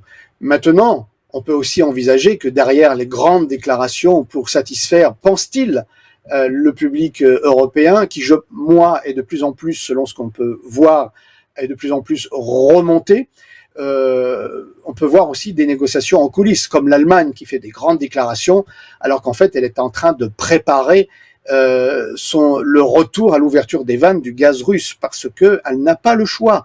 Il n'y a pas, à l'heure d'aujourd'hui, ni même à moyen terme, ni même à long terme, d'alternative au gaz russe pour fournir 100% l'énergie dont a besoin l'Allemagne, si on parle que de l'Allemagne. Ça peut être fait à long terme, mais il faut construire des centrales nucléaires. Pour ça, il faut 15-20 ans pour pouvoir le faire. Donc, à l'heure d'aujourd'hui, on est dans une situation où ils vont continuer à garder leur grand discours, mais qui va énerver plus d'un, je pense. Ils vont se faire taper sur les doigts. On va, à mon avis, bien rigoler à ce sommet des G20 avec les déclarations. Mais ça ne change pas à cette réalité. Pour montrer la déperdition de ces gens-là, vous avez effectivement Monsieur Borrell, qui a indiqué face aux révoltes, les manifestations que vous avez en Italie, les paysans aux Pays-Bas, alors les grèves aux Pays-Bas, c'est pas courant quand même, allons-nous dire. Donc des paysans aux Pays-Bas aussi qui commencent à en avoir marre, et dans beaucoup de pays européens à appeler les amis de Poutine. Donc ces gens-là, Borrell fait partie du Parti socialiste espagnol, rappelons-nous, hein, socialiste entre guillemets. Et donc vous avez aujourd'hui ces gens-là, c'est une preuve supplémentaire qu'ils sont dans l'incapacité à comprendre qu'ils sont responsables de la situation dans laquelle ils ont mis leur propre pays. Et je pense qu'au G20, on est quand? On est en juillet, août, septembre, octobre, novembre. Bon, dans 4 mois, la situation sera tout à fait différente. Soit la récession aura véritablement commencé dans ses effets massif, où on sera dans la pente qui va l'y amener dans les 2-3 mois qui suivent, parce qu'on est vraiment dans une période de 3-6 mois à la fenêtre de la crise qui va arriver dans l'Union européenne. La crise massive, j'entends bien. Et je pense que là, le discours sera tout à fait différent. Et il y aura à ce moment-là un choix à faire. Soit les pays occidentaux reviennent à la rationalité, reviennent aux accords, ce qui ne veut pas dire être d'accord, surtout avec certains pays. L'Allemagne l'a toujours démontré, elle a toujours une position suiviste des Américains contre la Russie, mais d'un point de vue économique, on ne touchait pas à la partie énergétique. Ils se sont soumis aux Américains intégralement. Aujourd'hui, c'est une question de survie pour eux. Donc on est dans une situation où le G20 risque d'être, comme je l'ai rappelé, très intéressant. Les mois qui passent ne font que renforcer la position de la Russie sur la scène internationale, et en particulier démontrer aux Européens que la Russie est incontournable, que celle-ci ne fait pas de chantage, que celle-ci simplement demande qu'on respecte les paroles et les engagements faits, et en particulier des droits tels que les accords conclus, la propriété privée des biens, et en particulier qu'on ne vole pas l'argent de la Banque centrale. Des banques centrales, ce serait très bien. Mais d'ici la fin de l'année, comprenez bien que l'Union européenne sera dans une crise monétaire, dans une crise économique, dans une crise énergétique et même en partie dans une crise alimentaire. Je pense que les manifestations qu'on a vues, ou en France les Gilets jaunes, n'étaient qu'une infime et petite répétition de ce qui peut se passer demain en Europe, et tous les coquelets prétentieux européens, et en particulier la Commission européenne, devraient réserver certainement leur billet aller simple pour Washington s'ils ne veulent pas subir le sort dont ils ont réservé à certains chefs d'État qui avaient eu l'audace de s'opposer à trouver des alternatives. Je pense par exemple à Muammar Kadhafi, dont le sort a été fait lorsqu'il a commencé à parler d'une monnaie africaine, le dinar or, qui aurait été évidemment cassé le monopole du dollar américain. Mais aujourd'hui, nous y sommes. Nous sommes dans cette situation où ce qui était le rêve de certains leaders, de certains avant-gardistes, peut se faire, est en train de se faire, et elle se fait qu'en se serrant les coudes malgré les différences, parce que la Chine n'est pas non plus le meilleur ami de la Russie dans beaucoup de domaines, mais pour autant, aujourd'hui, et à moyen et même à long terme, ont des intérêts communs, ont bien compris le jeu occidental, et d'une manière rationnelle, ont établi une alliance qui permet de faire face pour soutenir l'un l'autre face au bloc occidental, et d'autres pays l'ont bien compris, ils se rejoignent à ce bloc. C'est ce que veut la Russie d'ailleurs, ouvrir les BRICS aux autres pays du monde afin simplement de ramener, j'espère, une fois dans la crise, à la raison certains pays européens, pas les États-Unis, parce que les États-Unis jouent leur première place, et s'ils ne sont pas en première place, ils redeviennent une puissance régionale qui devra à ce moment-là réviser son niveau de vie, ce qui est impossible évidemment aux États-Unis, puisque c'est l'American Dream, et les États-Unis ne peuvent fonctionner que sur la rapine internationale. Donc c'est bien là la question qui fait que on peut être positif sur l'avenir du monde, mais on peut être aussi négatif. On voit mal les États-Unis accepter cette réalité là qui fait qu'on leur dit vous avez le droit d'être souverain, mais l'imposition de votre droit au monde et surtout vos guerres de par le monde, ça c'est terminé. Mais l'avantage, et je vais revenir sur un côté positif, et je conclue là-dessus sur votre question, c'est qu'aujourd'hui, il y a même une parité militaire grâce aux nouveaux armements russes, dont les Chinois commencent à se doter, même peut-être la Corée du Nord se dote en partie de ces armements, et si aujourd'hui il y a une parité nucléaire avec les États-Unis, avec la Russie, dans les armes intermédiaires aujourd'hui, effectivement, dans les questions de missiles, antimissiles, la Russie a pris le dessus au moins sur 15-20 ans, et c'est ça qui peut permettre aujourd'hui de bloquer cette politique qui était agressive jusqu'à présent, et c'est en cela que la défaite de l'OTAN en Ukraine sonnera la défaite des États-Unis et de la politique occidentale dans ces guerres coloniales, puisque la guerre en Ukraine, c'est une guerre coloniale utilisée par l'impérialisme américain pour soumettre les pays européens et essayer de créer une division entre les deux Europes, et même une division au sein des peuples slaves. C'est ça la réalité, c'est ça qui est en train de se jouer. Moscou en a vraiment pleinement conscience, c'est pourquoi vous avez cette offensive qui est très lente pour éviter le plus possible la mort de civils, ce qui n'est pas le cas dans les interventions américaines. Donc on est bien dans deux mondes, et je pense que le G20 va démontrer cette fracture. Et je le répète, et je termine vraiment là-dessus, les pays européens, la situation d'aujourd'hui des pays européens, des pays du NATO-land, ne sera pas la même dans 4 mois. Et elle ne sera pas là pour être positive. Parce que, un chiffre, l'inflation en Europe est de entre 5 et 10%, ce qui est une nouveauté depuis une vingtaine en réalité. C'est pour ça que c'est très important. Sauf que, pour la crise, c'est une augmentation de 33 à 35% en réalité. Et encore, ça ne fait qu'augmenter.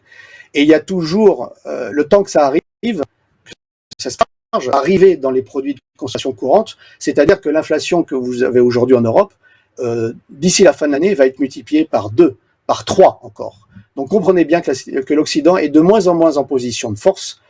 Plus le temps passe, comme a dit Vladimir Poutine, plus le temps passe, plus cela renforce la politique russe en Ukraine, mais plus ça renforce également l'opposition des pays dans le monde face au bloc occidental. Et il est temps de taper du poing sur la table, parce que cette politique infantile, cette politique d'incapables, cette politique de gens qui ne sont pas du tout professionnels aujourd'hui a des conséquences sur le monde, et ils veulent en donner la responsabilité à la Russie sur la crise alimentaire mondiale, mais on le sait tous très bien, comme l'a expliqué également Luc et également moi précédemment, que nous avons une situation où nous savons très bien qui est le responsable de toute cette situation, c'est la politique unilatérale occidentale sous domination américaine qui ne veut pas perdre la première place face à un monde qui change. Le monde change, soit il change avec eux, soit il change sans eux. Intervention, merci Fabrice Béor.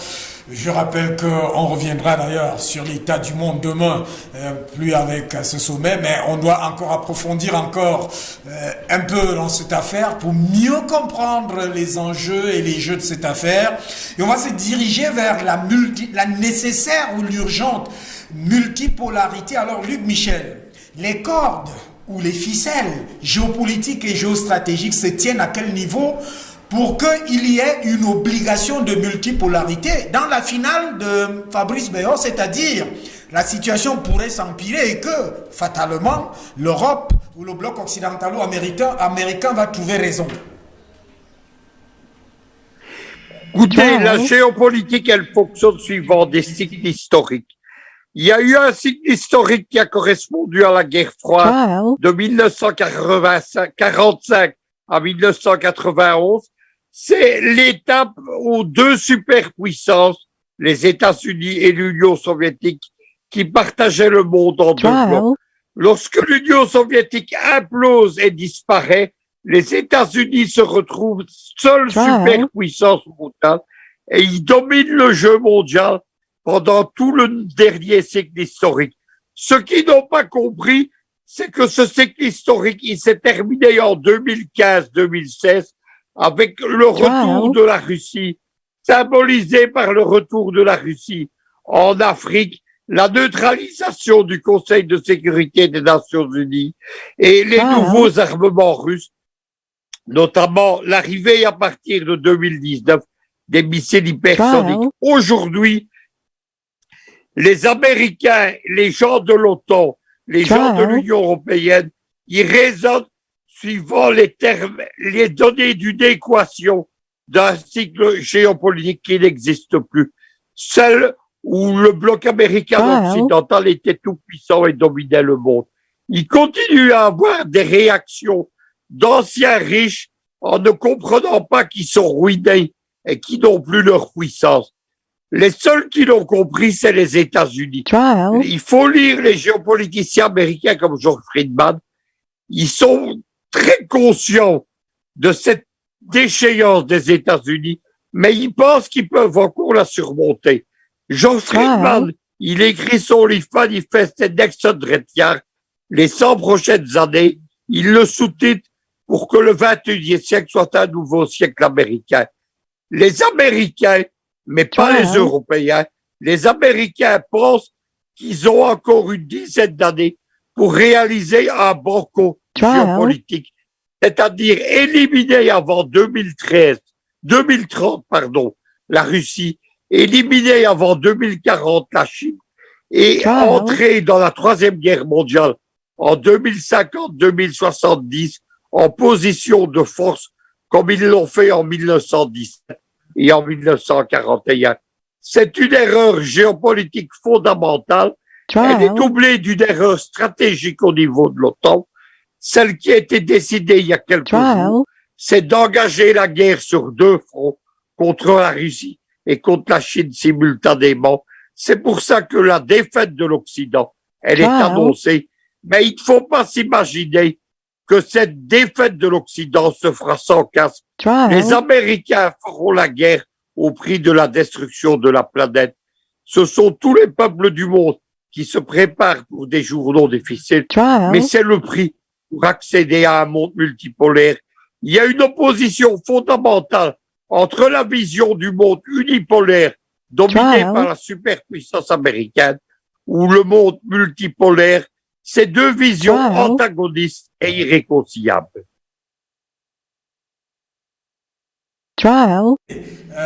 Fabrice Béor a fait, en rapport à la question que j'ai posée, cette toile de fond tout à l'heure, qu'on s'était amusé avec Saddam Hussein, on avait pris le colonel Muammar Kadhafi. Est-ce que dans cette projection-là, de pareilles choses sont possibles? Est-ce que le bloc occidentalo-américain, où on a compris certains experts qui disaient qu'il faut éliminer, assassiner Vladimir Poutine, est-ce que véritablement le bloc occidentalo-américain avait mesuré la puissance et la force de frappe aujourd'hui très visible, palpable, qu'on peut jauger, qu'on peut mesurer de la Russie? inconscient et irresponsable. Il continue à raisonner, je vous l'expliquais, comme dans les données de l'ancien cycle géopolitique. Et ils oublient que les États qu'ils ont détruits, à l'exception de l'Union soviétique, c'était des petits États. La Yougoslavie, la Jamaïque libyenne, l'Irak, l'Afghanistan, la Syrie, où ils ont échoué d'ailleurs à cause de la Russie, le Yémen, c'était des petits États. Vous pouvez faire une politique de sanctions en particulier, détruire économiquement des petits pays, mais vous ne pouvez pas le faire contre un État qui est la première puissance nucléaire mondiale. Les Russes ont 1000 têtes nucléaires de plus que les États-Unis et qui est un État-continent étalé sur 10 fuseaux horaires, qui a toutes les richesses, le gaz, l'uranium, le pétrole, les diamants, l'aluminium, etc. Je vais donner un exemple pour comprendre tout de suite. Les États-Unis produisent une vingtaine de milliards de mètres cubes de gaz par an. 100 milliards. Lorsque les Américains ont confisqué les fonds souverains libyens, ils ont confisqué milliards de dollars à la Libye. Mais aujourd'hui, au premier jour de la guerre, de l'opération spéciale en Ukraine, ils ont confisqué 100 milliards de dollars à la Russie. Ils s'apprêtent et ils voudraient bien, sous prétexte de reconstruire l'Ukraine, nous en avons parlé dans la dernière émission, ils voudraient confisquer 600 milliards de dollars, mais les Russes leur ont dit, nous détenons 700 milliards de possessions occidentales. Il n'y a pas d'échelle. Vous ne faites pas la guerre un empire comme la Russie. Ce qui a marché contre des petits États ne marche plus aujourd'hui contre le plus grand État du monde. Ajoutons que la Russie, elle mène une union des peuples entiers. Elle est notamment, pour lutter contre les sanctions, en train de faire un fonds mondial qui réunit la Corée du Nord, qui réunit l'Iran, qui réunit le Venezuela, qui réunit certains États africains. C'est de tout cela que va naître la défaite des Américains.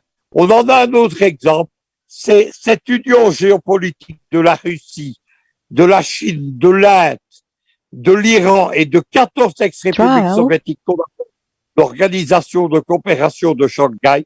Ces gens se sont tous mis ensemble pour contrebalancer la superpuissance américaine. Ils nous donnent une leçon au monde et ils donnent une leçon à l'Afrique. Il y a des Africains aujourd'hui, ceux qu'on appelle les panafricanistes 2.0, qui en fait sont instrumentalisés par le Quai d'Orsay et Georges Soros. Ils nous disent que l'Afrique doit mener son combat seule et qu'elle va seule gagner celui-ci. C'est évidemment une galéjade et une erreur historique. La place de l'Afrique, elle est aux côtés de tous les peuples du monde, en particulier en Asie et en Amérique latine, qui luttent pour le monde multipolaire. Obligé. Alors, Fabrice Béot, on va se séparer. Je rappelle avec beaucoup d'amitié que on va se retrouver probablement demain dans le cadre de cette monde. Ce sera toujours avec un plaisir partagé de décomposer, décortiquer, décrypter de cette manière-là l'état du monde. Alors, vous êtes panafricain certainement, vous avez fait une toile de fond tout à l'heure, donc la question que j'ai posée. J'ai envie de savoir pour vous le regard qu'a aujourd'hui la Russie vis-à-vis des États qui sont restés solidaires à la Russie ou qui n'ont pas participé au vote et qui, en principe, pourraient être menacés d'une manière ou d'une autre par les ruses et les fourches codines habituelles du bloc occidentalo-américain, c'est-à-dire Londres, Washington, Berlin. Alors, quel est le regard de la Russie alors que ce G20 s'est tenu et que ça citait les ministres des Affaires étrangères et qu'il y a une projection en perspective des chefs d'État?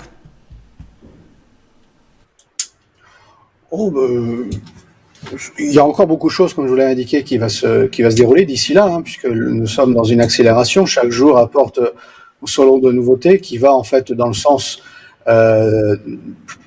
Le sens de la réalité est plus sur le terrain en Ukraine. La Russie avance et gagne la guerre, puisqu'elle est en train de gagner la guerre, c'est juste une question de temps. La question, c'est quand. Plus évidemment, les sanctions occidentales perdurent, ils rajoutent, plus la situation économique occidentale se détériore, plus les perspectives d'ailleurs même pour la Russie, même si elle va mettre 2-3 ans à retrouver un équilibre, s'éclaircissent en réalité. Je prendrai un exemple, Renault qui est parti de la Russie, qui était propriétaire en partie avec Nissan de Lada, pour simplifier. Le groupe c'est Avtovaz, mais bon, Lada, la marque la plus connue, aujourd'hui va produire des voitures qui viennent d'un constructeur chinois qui s'appelle GAC d'ailleurs, et d'ici la fin de l'année ou début de l'année prochaine, il y aura déjà les premiers modèles. Donc la Russie a des solutions, se renforce.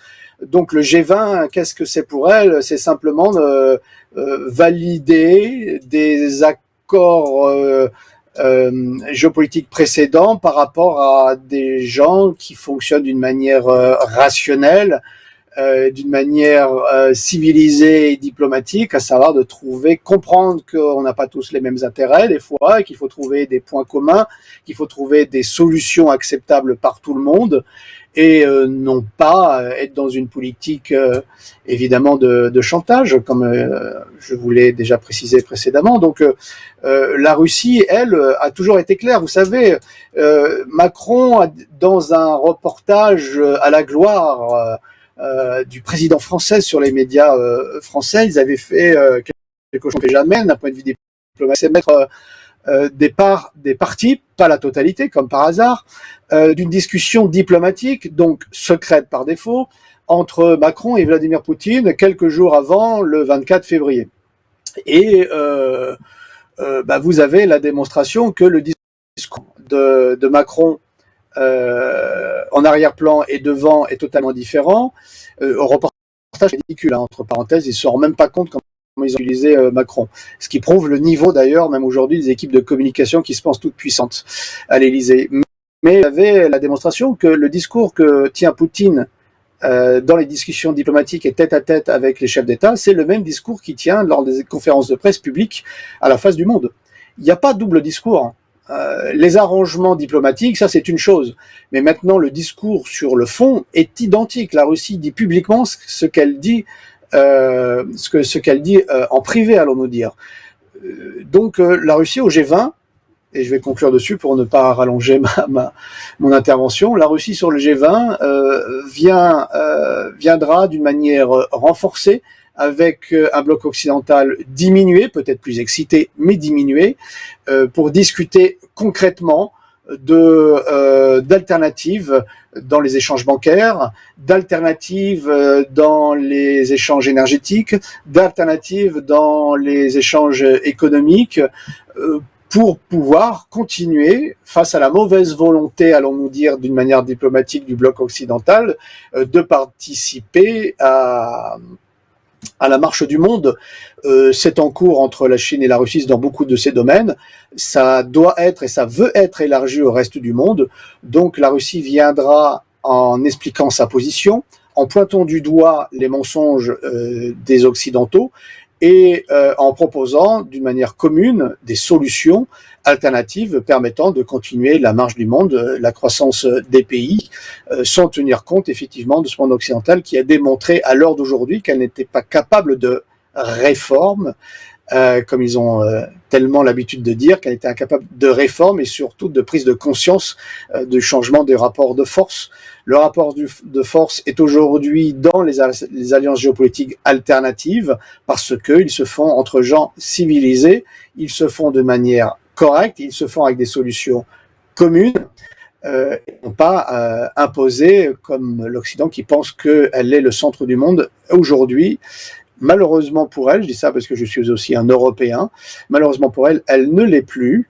Il faut qu'elle en prenne conscience, mais je crois que c'est une question de génération ou une question d'élite qu'il faudrait évidemment changer. Alors d'aujourd'hui, ce n'est pas le cas. Il faut souhaiter que l'Europe en prenne conscience, mais comme disait Nietzsche, l'Europe se fera au bord du gouffre. Et malheureusement, je pense qu'il faudra attendre la crise qui arrive pour qu'il puisse y avoir des changements en Europe. S'il y a des changements en Europe, c'est la possibilité soit que les États-Unis renforcent encore plus le contrôle sur l'Europe, et c'est donc sa petite mort qui s'annonce, ou alors s'en extraire toute ou partie, et à ce moment-là, c'est la fin de l'impérialisme américain, et toutes les portes sont ouvertes pour un monde aussi véritablement multipolaire. Donc encore aujourd'hui, là, il y a deux éléments qu'il faut prendre en compte. La réponse de la Russie et du reste du monde face à l'agression du bloc occidental se joue dans la multipolarité, dont le G20, je pense, sera une des marques, qui démontrera peut-être que le G20 en réalité n'existe pas, puisqu'il y a deux lignes antagonistes qui vont se faire face, les BRICS et donc le bloc, le G7, pour parler simplement. Vous avez donc cet élément-là, et vous avez l'autre élément, c'est l'Europe. S'il y a une solution qui permette d'amoindrir ou d'anéantir l'influence américaine et que les pays puissent retrouver à ce moment-là l'idée de leur intérêt commun, c'est-à-dire l'intérêt avec la Russie et avec le reste du monde, pour trouver un équilibre qui leur permette d'avoir de l'énergie à un prix, et donc d'avoir à ce moment-là des pays qui puissent également acheter leurs produits. À ce moment-là, effectivement, on a une chance de pouvoir sortir le plus rapidement possible du monde, on va dire, d'avant. Donc ça se joue aujourd'hui au sein des BRICS, mais ça se joue également en Europe. Quand je dis ça se joue, je parle du monde de demain, un monde multipolaire, un monde en tout cas libéré de l'impérialisme américain. Bien de choses à madame qui suivait certainement cette édition dans ce triangle médiatique, plateforme médiatique triangulaire, Panafricom à Bruxelles, Luc Michel, Média d'Afrique TV, Canal Aoussa TV. Alors Luc, on termine avec vous pour dire que demain ça se joue certainement avec la Russie et les alliés de la Russie, et justement quelque part, dans une obligation pour le bloc occidentalo-américain, toujours en prend la guerre à la criminalisation, de revoir ses options. Écoutez, le bloc occidental, je l'ai expliqué, est prisonnier de sa propre propagande et ce qui va le faire. Lorsque vous écoutez les faux experts des télévisions occidentales en France en particulier, les généraux à la retraite, les colonels à la retraite, ceux que j'appelle les généraux gabelins de 2022, ceux qui ont déjà perdu la guerre contre Hitler en 1940, lorsque vous écoutez les journalistes, ils racontent que Poutine a perdu, que l'Occident est en train de gagner, etc. C'est tout à fait faux. L'histoire retiendra que lorsqu'il a engagé l'opération spéciale en Ukraine, il y a maintenant 130 jours, Poutine avait deux objectifs. Un objectif de politique régionale dans le Donbass et en mer Noire, militaire, et un objectif géopolitique international. En finir avec le nouvel ordre mondial proclamé par George Bush père en 1991, et en finir avec l'économie globalisée made in USA en dédollarisant le monde. Ces combats, Poutine est en train de le gagner. Il est aujourd'hui sur le front du Donbass militairement, sur la guerre économique, sur la guerre des sanctions, sur la guerre du gaz, sur la guerre du pétrole, sur la guerre du G20, il est le maître du jeu. C'est un grand joueur d'échecs qui a plusieurs coups d'avance face à des petits joueurs de table. Voilà la vérité qu'il faut retenir. La Russie aujourd'hui, mais nous le disions déjà dans les années 1980, lorsque l'Union soviétique se dressait déjà contre l'OTAN, la Russie porte la liberté du monde. Simplement, ce qui a changé depuis 50 ans, c'est qu'aujourd'hui, 80% de la planète en est conscient, et toute l'Afrique. Vous savez, j'ai vu beaucoup de défaites dans ma carrière politique. J'ai vu détruire les États que j'aimais. L'Union soviétique, l'Allemagne de l'Est, la Yougoslavie, la Jamaïque libyenne, l'Irak, etc. Mais aujourd'hui, à la fin de mon parcours politique, eh bien, je sais que la victoire est possible et j'assiste à des victoires. C'est une grande source de satisfaction.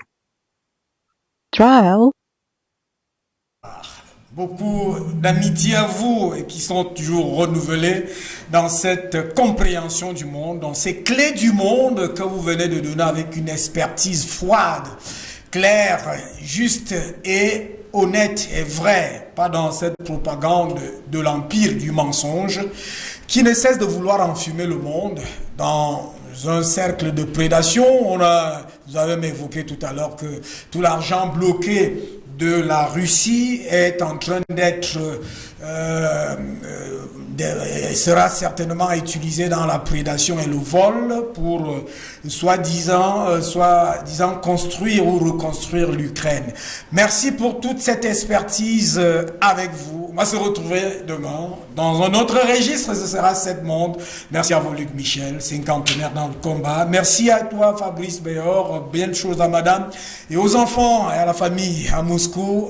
On sait très bien que là-bas ça se porte très bien et que Moscou en réalité a exigé ou alors est dans l'exigence de la police internationale, de la nécessaire multipolarité du monde pour éviter des gendarmes internationaux qui ne sont en réalité que des criminels et des prédateurs et des voleurs qui pillent le monde et qui criminalisent le monde de manière permanente. Madame, vous nous avez regardé, on va se retrouver derrière. Quand on va se retrouver derrière, ce sera la seconde partie de Panafricom. Ce sera avec Privat Ngomo, il est à Libreville et sur ce plateau, ils seront 2. Ayi Yao Nonenene, il est juriste, il est journaliste, il est aussi écrivain. C'est un géostratège. Valentin Bemouyeme, toujours en place, géopoliticien. Encore, bien de choses à vous, Fabrice Béor, depuis la Russie. Et à vous, Luc Michel. Madame, salut, monsieur. À tout de suite, derrière.